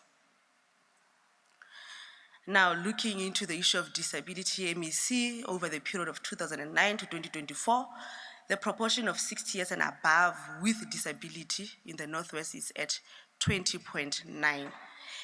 This is as compared to the 21.8 for RSA in general. Incomes and how people are surviving. Grants are still the main source of income, whereby almost 1/3 of, that is 30.8% of households in the Northwest are reliant on social grants. 49.3% are relying on salaries, and only 7.7% had said they've got other sources of income. I've shared this presentation, and I believe that Mavis Nels will also share with everyone. Looking at unemployment, as already articulated by the HOD, to say that the expanded unemployment rate for Northwest is sitting at 54.7, while the official one is at 40.1. So when we expand it, we also take those who are not kind of actively now at the moment looking for employment, but should there be an offer for employment, they would gladly take it. And we exclude that who are within the ages of 15 to 64, who are saying that even if you can give me a job today, I will not take it. So the expanded, we are taking those who were discouraged over time, but they would still want to work. And of interest is that over the past 10 years, that is 2015 to 2025, Northwest has seen unemployment rate doubling. We were at, hey, the English doubling. We were at 20% in 2015, and we are at 40.1% in 2025. Still going back to the comparison by gender, despite the high unemployment rate, those that are actually working, when comparing males to females, we find that males are still earning significantly higher than females. You have males earning on average 118,980, while females only take 70,227. Do not forget females being the majority of head of households. Head of households by definition says that the main person who's responsible for the livelihood or functioning of a household. So kitty providers, yet they are earning less. Now here I try to give a snapshot. It's something that I think you can indulge in once the presentation is shared, but it's a summary of what I've already spoken to: the unemployment rate, the expanded unemployment rate, the absorption rate, and the labor force survey. Absorption rate is at 31.6, labor force participation rate is at 52.7%. Now, in terms of employment, and this is coming from a survey called Employment Quarterly Employment Survey, QES, which then looks at the number of people that are employed. Like the household, we go to the people. Now here we go to the businesses. And we look at key sectors of interest, that is trade, private households, construction, mining, manufacturing, utilities, transport, finance, agriculture, community and social services. And we see that for one area that we all pride ourselves in, which is mining, the increase there is around 3,000 for mining. just a slight increase. It's even the lowest there in terms of what had experienced growth. And the other second thing that we pride ourselves in is what we call it's agriculture, which has seen a reduction over the period at quarter 1 2025 to quarter 2 2025, and maybe community and social services where we are investing in projects. Also, it's seeing a reduction in terms of employment. Now, in terms of the youth, aged 15 to 24 and 25 to 34 years, continue to have the highest unemployment rates of 62.2%, that is for the 15 to 24, and 40.5% for the 25 to 34. And we have approximately 3.6 million out of the 10.3 of young people aged 15 to 24 who are not in employment, not in education, and not in training. The unemployment rate among the Black African is at 37.1 in terms of population group, and it remains higher than the national average and other population groups. So in terms of unemployment rate of 33.2%, the colored, Indian, Asian, and the whites are still way below the national average, and the majority, which is the Black African, is sitting above the average at 37.1. And then African Black women continue to be the most vulnerable with unemployment rate of 40.2% in quarter 2 2025. And what I also always kind of look into is the fact of how the gap widens by population group. The disparities that exist between white males and white females, the gap there is significantly lower as compared to the gap that exists between a Black man and a Black woman.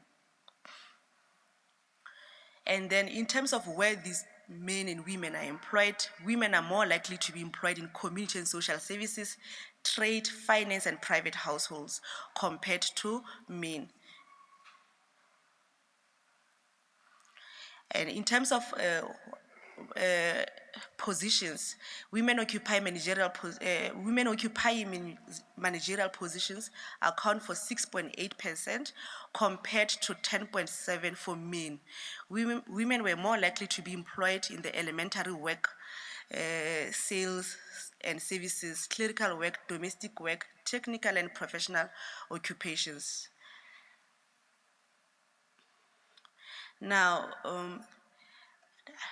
I know ever since 4R 2023 seems very far, but there is this small module that was done from QLFS. It's called SESE, Survey of Employers and Self-Employed. It's of 2023. It showed that when you look at the proportion of the working age population and those who are running non-VAT registered businesses, comparing it from a period of 2001 to 2023. In 2001, we had those 15 to 64 running non-VAT registered businesses of around 8.5% of them were running non-VAT registered businesses. But over the years, to get to 2023, that number has reduced to 2.7%. So instead of small businesses growing and more people registering and functioning as into non-registered businesses, there has been a decline over the years. GDP production growth rates for quarter 2 2025. The quarter on quarter it's at 0.8% for real GDP.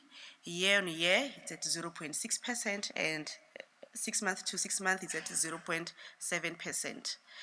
In terms of the sectors, we have seen an up change in agriculture, forestry and fishery, and construction. And we have seen a decline in finance, real estate, business services, trade, catering and accommodation. And there's been no change in electricity, general government services, manufacturing, mining and quarrying, and personal services, and transport, storage, and communication. And we had this engagement a while back, and I asked this question: what do you mean by this general government services And how do you actually measure it? So they actually said, for the number of posts that we are not advertising that are vacant, it actually does not move that section for general government services. So for every vacant post, there should be adverts that are put out and people should be hired to have movement on that. So we are also being measured in terms of the number of vacancies. Still looking to the industry growth rates and comparing them quarter on quarter. I highlighted the agriculture, forestry, and fishing with a growth or increase of 2.5%. Mining and quarrying with 3.7%. So in terms of the primary sector, both mining and agriculture are the ones that lifted that sector because they both had an increase 2.5%, agriculture, mining 3.7%. And then in terms of the secondary sector, manufacturing, electricity, and construction saw a decline, electricity saw an increase, and manufacturing saw an increase. Manufacturing, we're looking at automotive and petroleum, chemicals, rubber, plastic divisions, which are the ones that drove most of the upward momentum. And then in terms of these sectors, as much as finance, real estate, and business services is the highest industry in the economy, I looked at mining. Mining is sitting at 6%. I said 6 is our number. And agriculture is sitting at 5%. Exports and imports, there is a decline. For exports, 3.2%, imports, 2.1%. This is a quarter-on-quarter comparison. This is just still telling that into the same thing. Then we looked at the domestic travel survey of 2023 because we wanted to look into movements, internal movements in the country. And we saw that a total of 2,563 took day trips, while 892 took overnight trips. And on both instances, males were more likely to travel than females. Still looking into the domestic travel survey, what was the reason for traveling? In the Northwest, the main purpose of the trip was shopping, 737. MEC, the tree that you want to remove and build malls, I don't think these people want it. They still travel out to go shopping, despite the number of malls built. So that is the main reason of people why they were traveling. And then it was followed by VFR. VFR, it says, visit for friends and family. We only visit to attend weddings, funerals, and unveiling of tombstones. And that's so around 546. And then leisure. So we are not a tourist province, and maybe we need to actually explore that because it comes third into the main reason why people are traveling. For any inquiries, you can contact my boss, which is Philemon Selimela, the Chief Director, and then myself, Director for SSC, Matapelo Pansa. Thank you so much.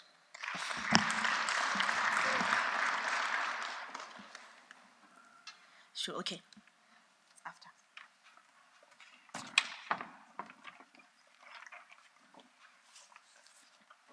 Thank you for that. Very informative. I think the next presentation, I just need confirmation. We had the Department of Planning, Monitoring and Evaluation, DPME,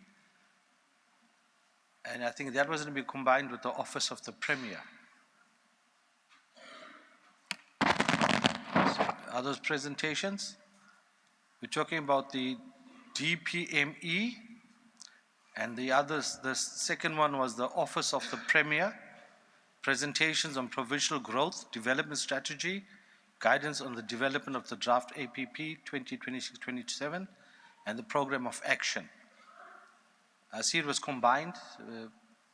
Are they present? Okay, thank you.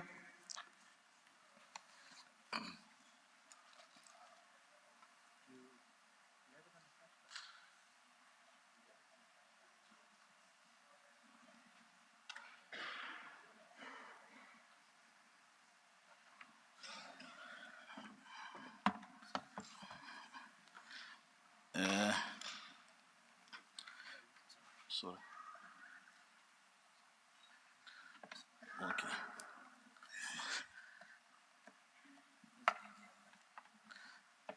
On this side.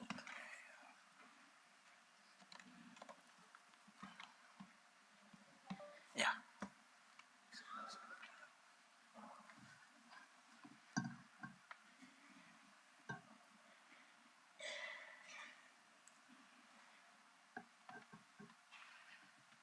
Good morning.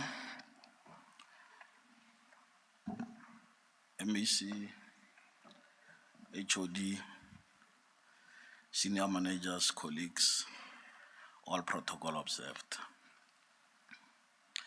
I must start my presentation with a disclaimer.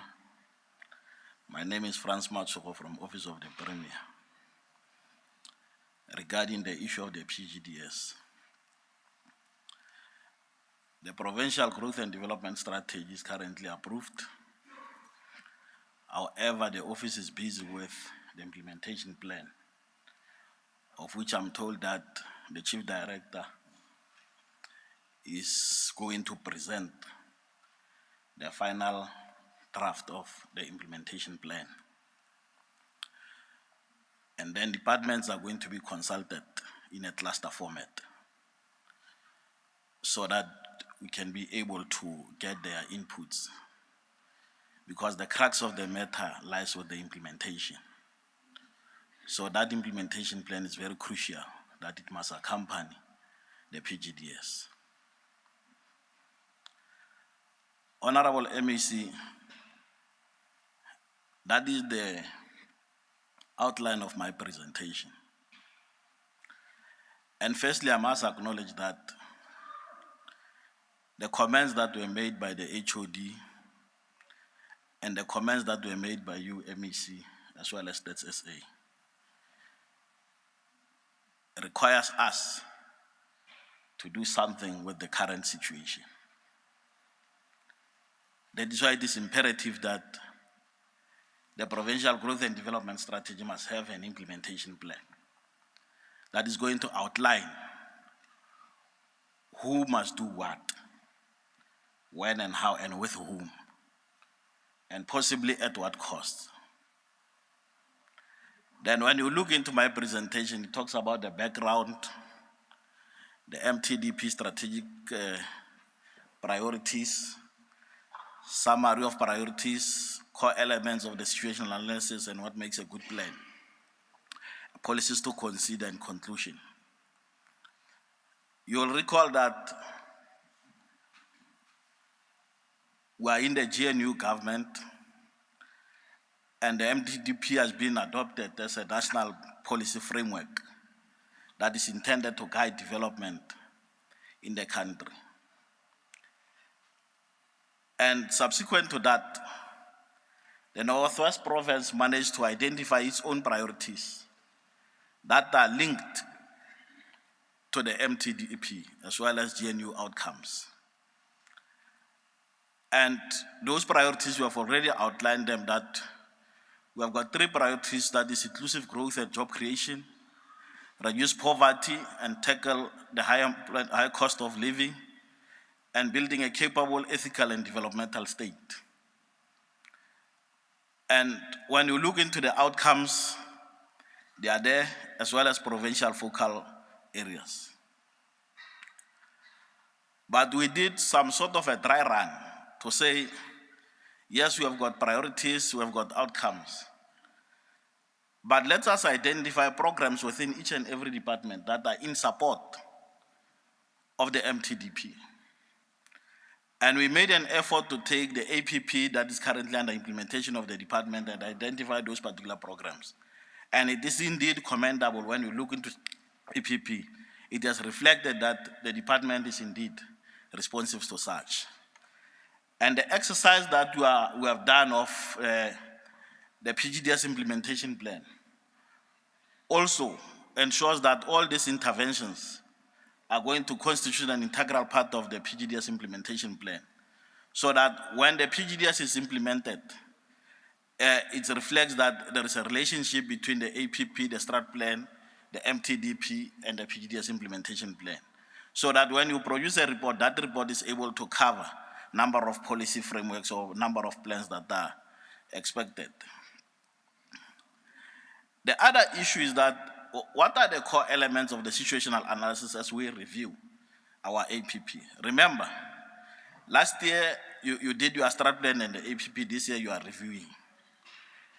And one of the elements is the strategic focus of the institution or of the department.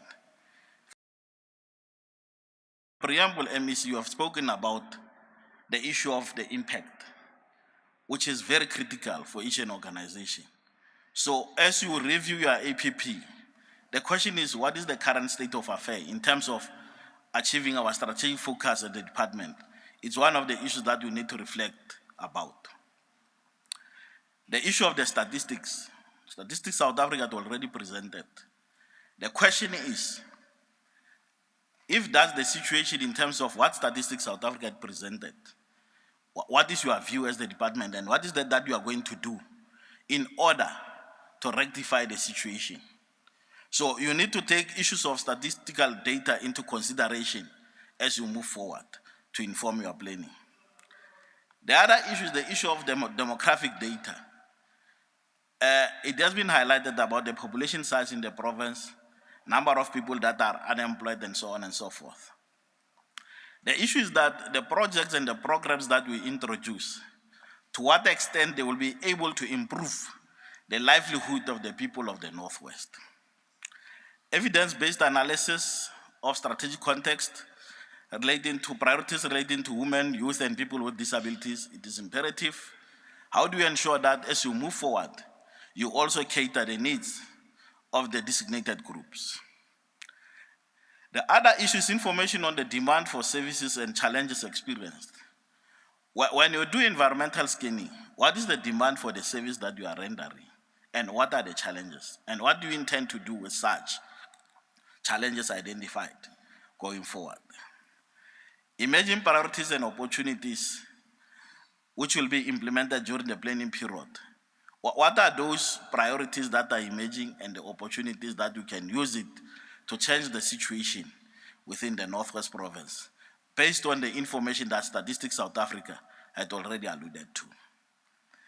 Information of the on the institutional capacity to deliver on its mandate and the relevant stakeholders. The question is, as the department, do we have the capacity to deliver services? And then at the same time, can we embark on a process of stakeholder identification? Maybe have a stakeholder matrix to say, we have got the following stakeholders, what is their role? And what will be their contribution towards the strategic focus of the department? Because you cannot do it alone. The other issue is that what makes a good plan, as you are expected to review? And then is the question of diagnosis. What issues has been addressed? You diagnose yourself. The issue of the unemployment rate in the province is high. The issue of people who are not in employment, education, and training is also an issue. The question is, what do we do with such SMME development? How many SMMEs do we have?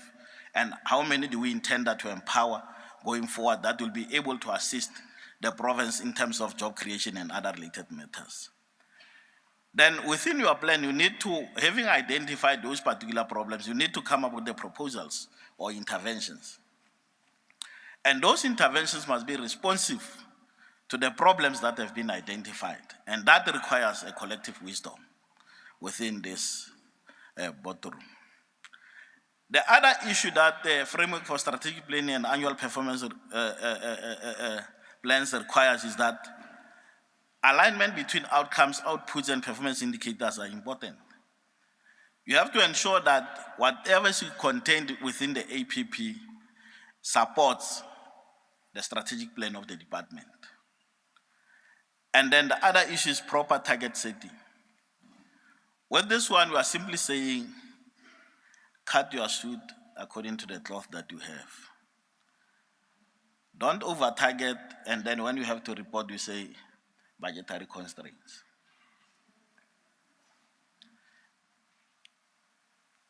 Then the other one is implementation. How will the plan be implemented by who and with what? Those are the issues that you need to take it into consideration. And then the SMART principles. The MEC had spoken that at some point there is too much English. Then let's make things simple for everyone to understand it. Because once it is simple, measurable, achievable, realistic, and time-bound, we are able to see the results. Then incorporate all standardized sectoral indicators that are relevant to your institution. It's very critical. Because in most cases, you get a finding to say, you didn't incorporate this indicator. So it will be critical that as you move forward, you incorporate all those things. The other one is M&E, monitoring and evaluation. How will you know if the plan has been successfully implemented? We simply say, if you can't measure it, you can't do it. So the other one is a plan ownership. Do people, organizations have a responsibility for the plan and have the stake in seeing it driven forward? Here we are simply saying stakeholder identification, the department and other related stakeholders. You need to identify them and say, as the Department of Economic Development, as we strive towards ensuring that there is economic development in the province, who are our stakeholders and what is their net contribution towards the GDP of the province? And how are we going to engage those stakeholders to assist us to achieve an investment that all of us will aspire to see in the province?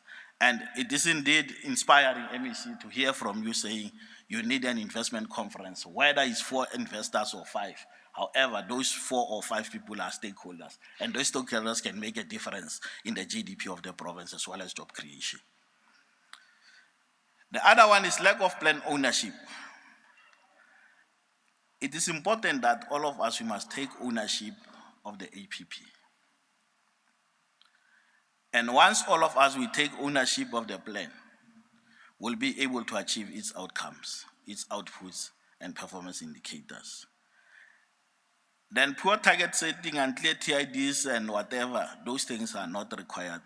We need to do things in a very simple approach.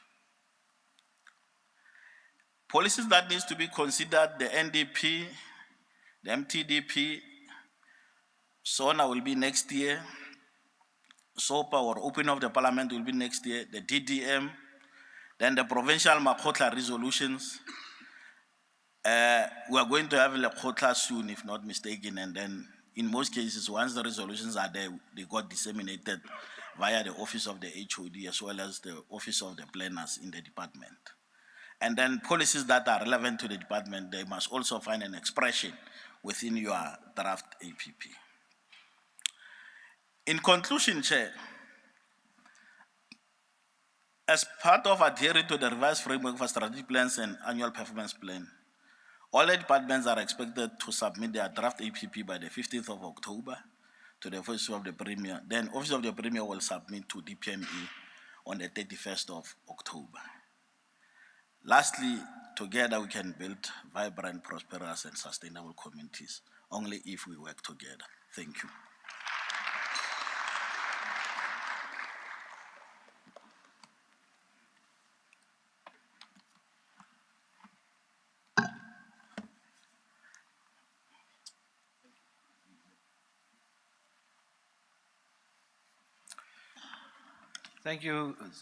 Thank you for that insightful presentation. I just need to check if the team is ready online. The next presentation is done by the Department of Fisheries, Forests and Fisheries.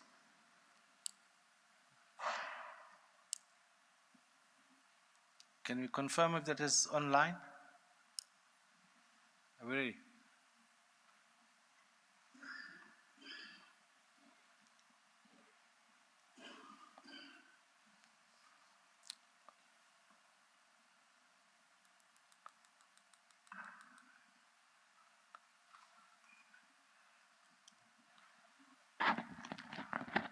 Tech team, any response there?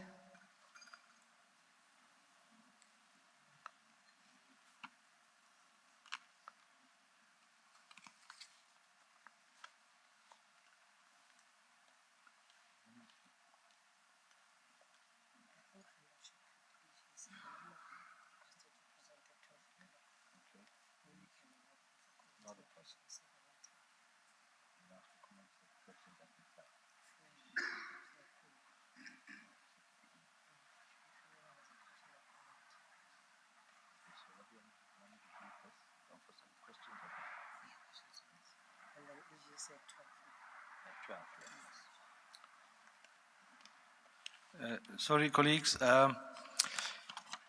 The facilitator wanted us to move the AG meeting to 12 o'clock because we're having some technical issues. It's already 12. So you know go with that first. Sorry.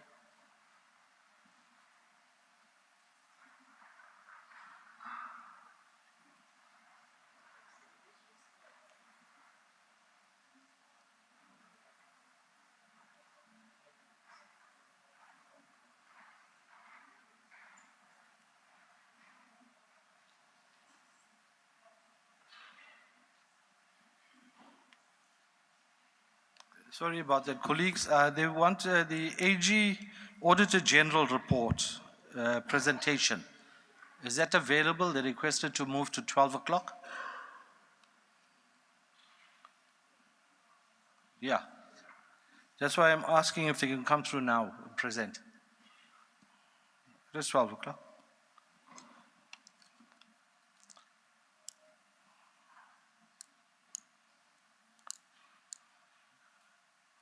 I'm not getting any responses.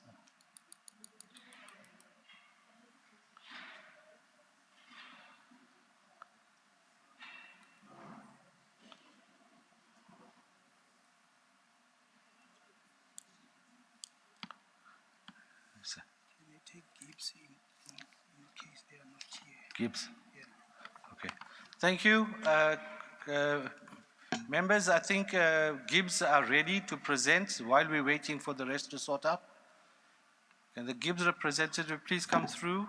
Just get an indication if I'm audible Yes, you are. before I continue.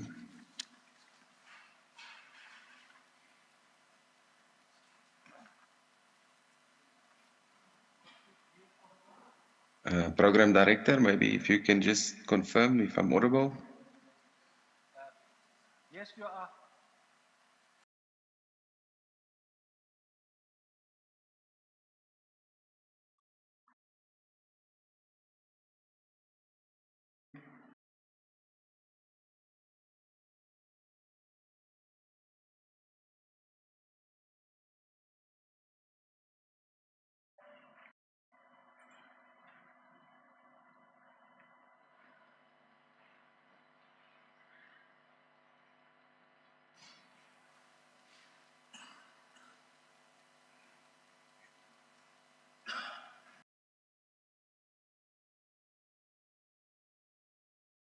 Okay, but let me. So they just indicated that they are flagging the presentation for us.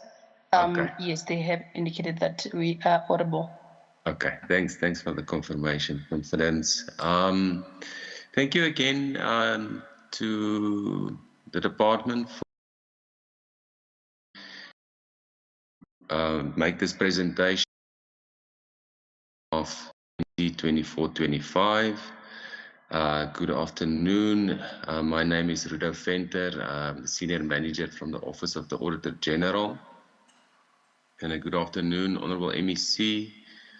Good afternoon to HOD and to all the management of the department and all other protocol observed. I'm just then going to move along in the presentation. For the sake of time, we can go to slide number 2. On slide number 2, we have what we refer to as the party principles. And the party principles then standing for performance, accountability, transparency, institutional integrity, which is one of the principles that the office is also driving with regards to its reporting. For today's presentation, I'm just quickly going to focus on the performance and the accountability part. I think the previous speaker also touched on it to a large extent. And on performance, when we look at the department, we really want to have indicators that are verifiable. What that means is that from an auditing point of view, we want fewer adjustments or no adjustments required when we audit, and no material findings reported by the Office of the Auditor General. And that is an area where the department can still improve through continuous training, as well as what is important for performance is that the department needs to understand that the indicators that is sitting in the APP cannot just be activity based indicators, cannot just be reporting on completion of activities, but we need to see a demonstrated impact when we look at the economic growth and the environmental sustainability. So the indicators also needs to consider, reporting on what the impact is. I think that is also then going to speak to the performance part of this party principle. And then onto accountability. Accountability, I think, is also very important for the department because it speaks directly to an area that the department has been struggling perhaps in the past or hasn't yet attended to, which would be a consistent prevention and reduction. I think the emphasis on the reduction of irregular, fruitless and wasteful expenditure, which is then closely linked to consequence management and implementing consequences with regards to irregularities. And then also an area that, in terms of accountability, the department is doing well with is on regular progress meetings on the audit action plan and holding everyone accountable in terms of what needs to be done in terms of the audit process and the action plan, where there are areas for improvement. Then moving on to the next slide, slide number 3. It's just a picture of the accountability ecosystem where we just indicate the different role players within the environment. And when the office looks at this slide, and what we want the department also when they look at this slide, we need to say, okay, but in this chain that we have of different accountability role players, where is our strong points, where is our weaknesses, where do we have challenges?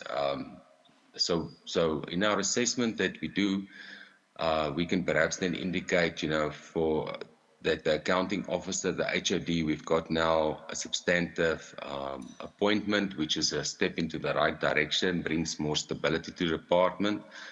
But maybe then something to highlight is that that also touches on one of our recommendations, is that the M&E unit still doesn't have a permanent director that heads that unit, that also directly speak to the performance information and giving leadership to that area. But then we can move on to the next slide. On slide number 4, we're just reflecting on the prior year commitments and what has been the movement in terms of those. So in the prior year where we were in 23-24, we focused on, again, dealing with the irregular expenditure and fruitless and wasteful expenditure. And the recommendation was to say we should have a loss control committee in place. And we should strengthen that loss control committee so that they can implement the requirements in terms of investigations of those balances. When we reflect, we say that to date, the committee is there, but it's still not being fully utilized to start investigating these balances. We also in the prior year talked to the skills gap in the M&E, and when we were auditing, we could see significant improvements with regards to the environment of performance information. But again, we emphasize that the position on director level has still not been filled, which was also part of our recommendation. In the prior year, we asked the department to look at the entities and the governance and the structures on the entities, the boards, the CEOs and the CFOs, those key vacancies there, needs to be filled in order for those entities to function. And what we've seen is that there has been appointment of board at NW at Northwest Parks and Tourism Board, as well as a temporary board at NWDC. But there's still some gaps when we look at appointments for CEOs at GLR and Parks Board, as well as CFOs at GLR and NWDC. But we also recognize, notably, that the department seconded their own CFO to NWDC that assisted a lot with the audit process. And then we also reflect on where we said, you know, let's start as a minimum, we start preventing irregular expenditure that will assist us or assist the department in dealing with the balance. Because if you keep on incurring and the balance grows, it becomes a bit difficult to deal with it. So at least we've seen some improvement in that area as well, where contracts that was extended month to month have been stopped. So there's been a prevention of irregular as well. Let's move to the next slide. So on the audit outcome, on this slide, we can clearly see that the department has maintained, probably not stagnation is not the right word there at the top, it should be maintained its audit outcome. But also we can say that there's notable improvements on the financial reporting. So the financial statements has improved in terms of its quality because we had no material adjustments during the audit process. But now when we look at the financials and we're getting better at you know, providing credible financial statements, we need to now transfer those good lessons learned and best practices to the entities that's still struggling. And then perhaps we can go to the next slide. When we look at the entities, then we'll talk a bit about the entities and the environment there in terms of the financial statements. So here we say stagnation in audit outcomes for the entities, but probably we can say it's a bit of an improvement. We can say it's a bit of improvement because of NWDC that's improved from an adverse to a qualified opinion. And we also say improvement in gambling board, although it's unqualified and it remained unqualified, but they actually also obtained a clean audit for the year under review. So we've seen positive trend at NWDC, you know, largely because of the financial statements in terms of property that they have and valuations that were done. There was a lot happening there to ensure we see some improvement. But now the focus really also needs to shift to the other entities where there were still disclaimers registered for the 24-25 year, and different areas obviously that was qualified in those entities. And when we look at the causes, again, it's going to touch on some instabilities and maybe late appointments of consultants. There will be control environment issues that needs to be addressed. And again, then our recommendations will focus around creating that stable governance structures there, you know, capacitating those entities properly, and also looking at internal audit, capacitating internal audit to give that assurance, you know, during the year in terms of the processes on your financial statements. Let's go to the next slide, please. Then on the performance information, looking at the department at DEDECT, we can also see that there's been some positive improvements in program number 2, where it was qualified in the previous year, it's now unqualified. Program 6 remained unqualified. But then program 4 is still qualified. And on program 4, although we allowed adjustments to some of the indicators based on our audit findings, there was still just this one indicator that we couldn't resolve during the audit process. And that one material finding that we had then resulted in that program still being qualified for the year under review.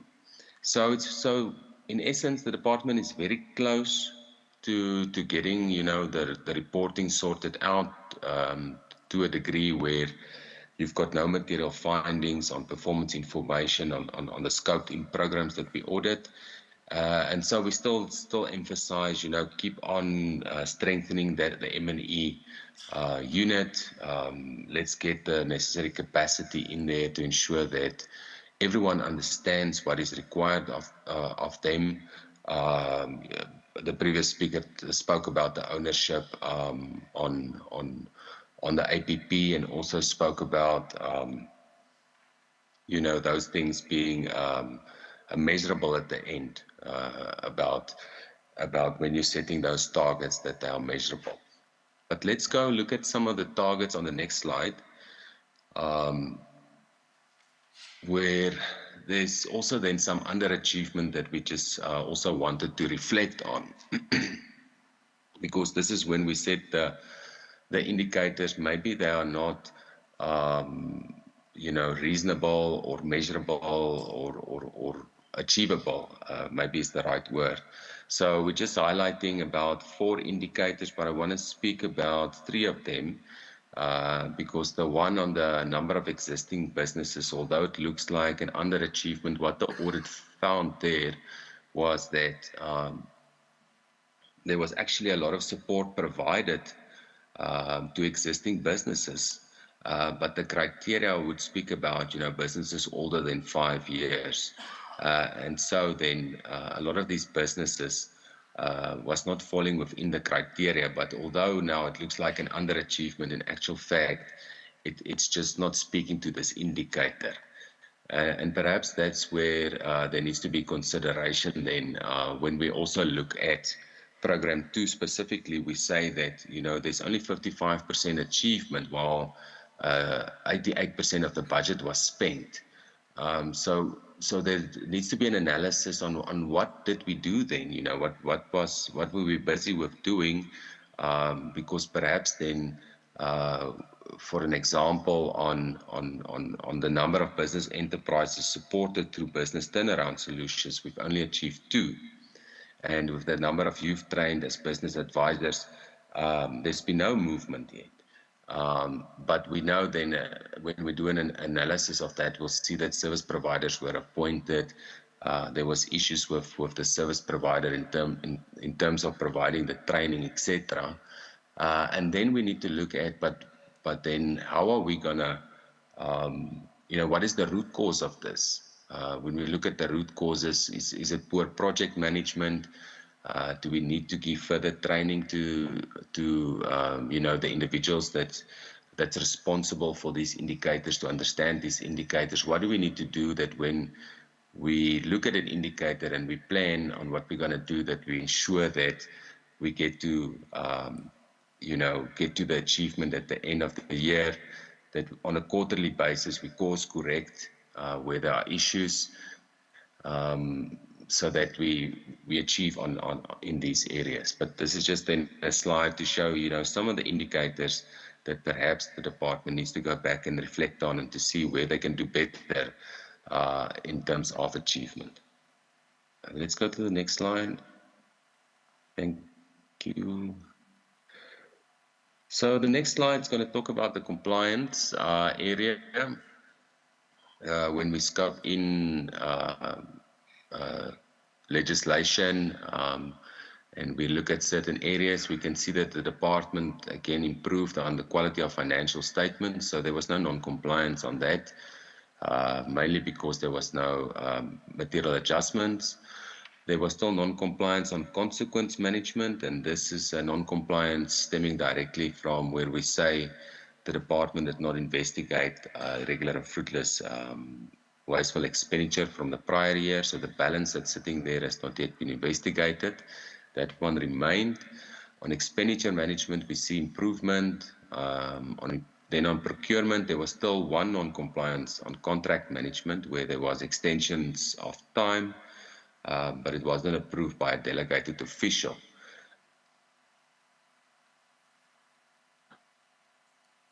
just one non-compliance that speaks to the control environment. So remember, I reflected on the one material finding that there was still in the one program, and then this non-compliance then links to that.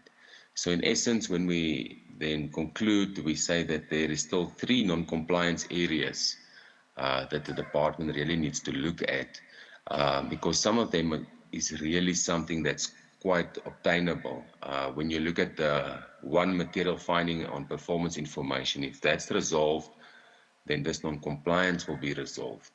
So it's 2 birds with 1 stone. Then if on procurement, we look at the processes in place on contract management, and if there's extension in times, it gets approved by the appropriate delegated official, then it's another non-compliance that gets resolved. And then ultimately, the department will just be one non-compliance away on consequence management from a clean audit outcome. So that's really how I sum up, the financials and the performance information and the compliance. Those 3 areas of auditing. And then obviously we can go into detail on the responsibilities with regards to the entities, which then also becomes, it frees the department up to ensure that they also see the necessary traction in those entities. But let's go to some of the other slides before I conclude on the presentation. On irregular, we just indicate in this slide, no irregular for the year under review. But we want to again emphasize, the department should keep a close eye on these extension of times without having a process in place of having it approved by the delegated official in terms of the IDT procurement processes. Because it can possibly lead to future irregular expenditure if not ratified. If we go then on to the next slide, on the balance of irregular expenditure, this is just giving a picture of the total balance, and it's also giving a breakdown of where it's coming from. 40 million of expired contracts, plus minus 12 million inherited from DART, 43 million non-compliance by implementing agent, and then about 38 million stemming from issues within the supply chain area. So this is the assessment of that balance and really the elephant, so to speak, in the room that the department really needs to tackle bit by bit at some stage in terms of investigating this balance. I think we've spoken about the loss control committee that is there, and the department needs to assess how can they capacitate, is this so that committee can do what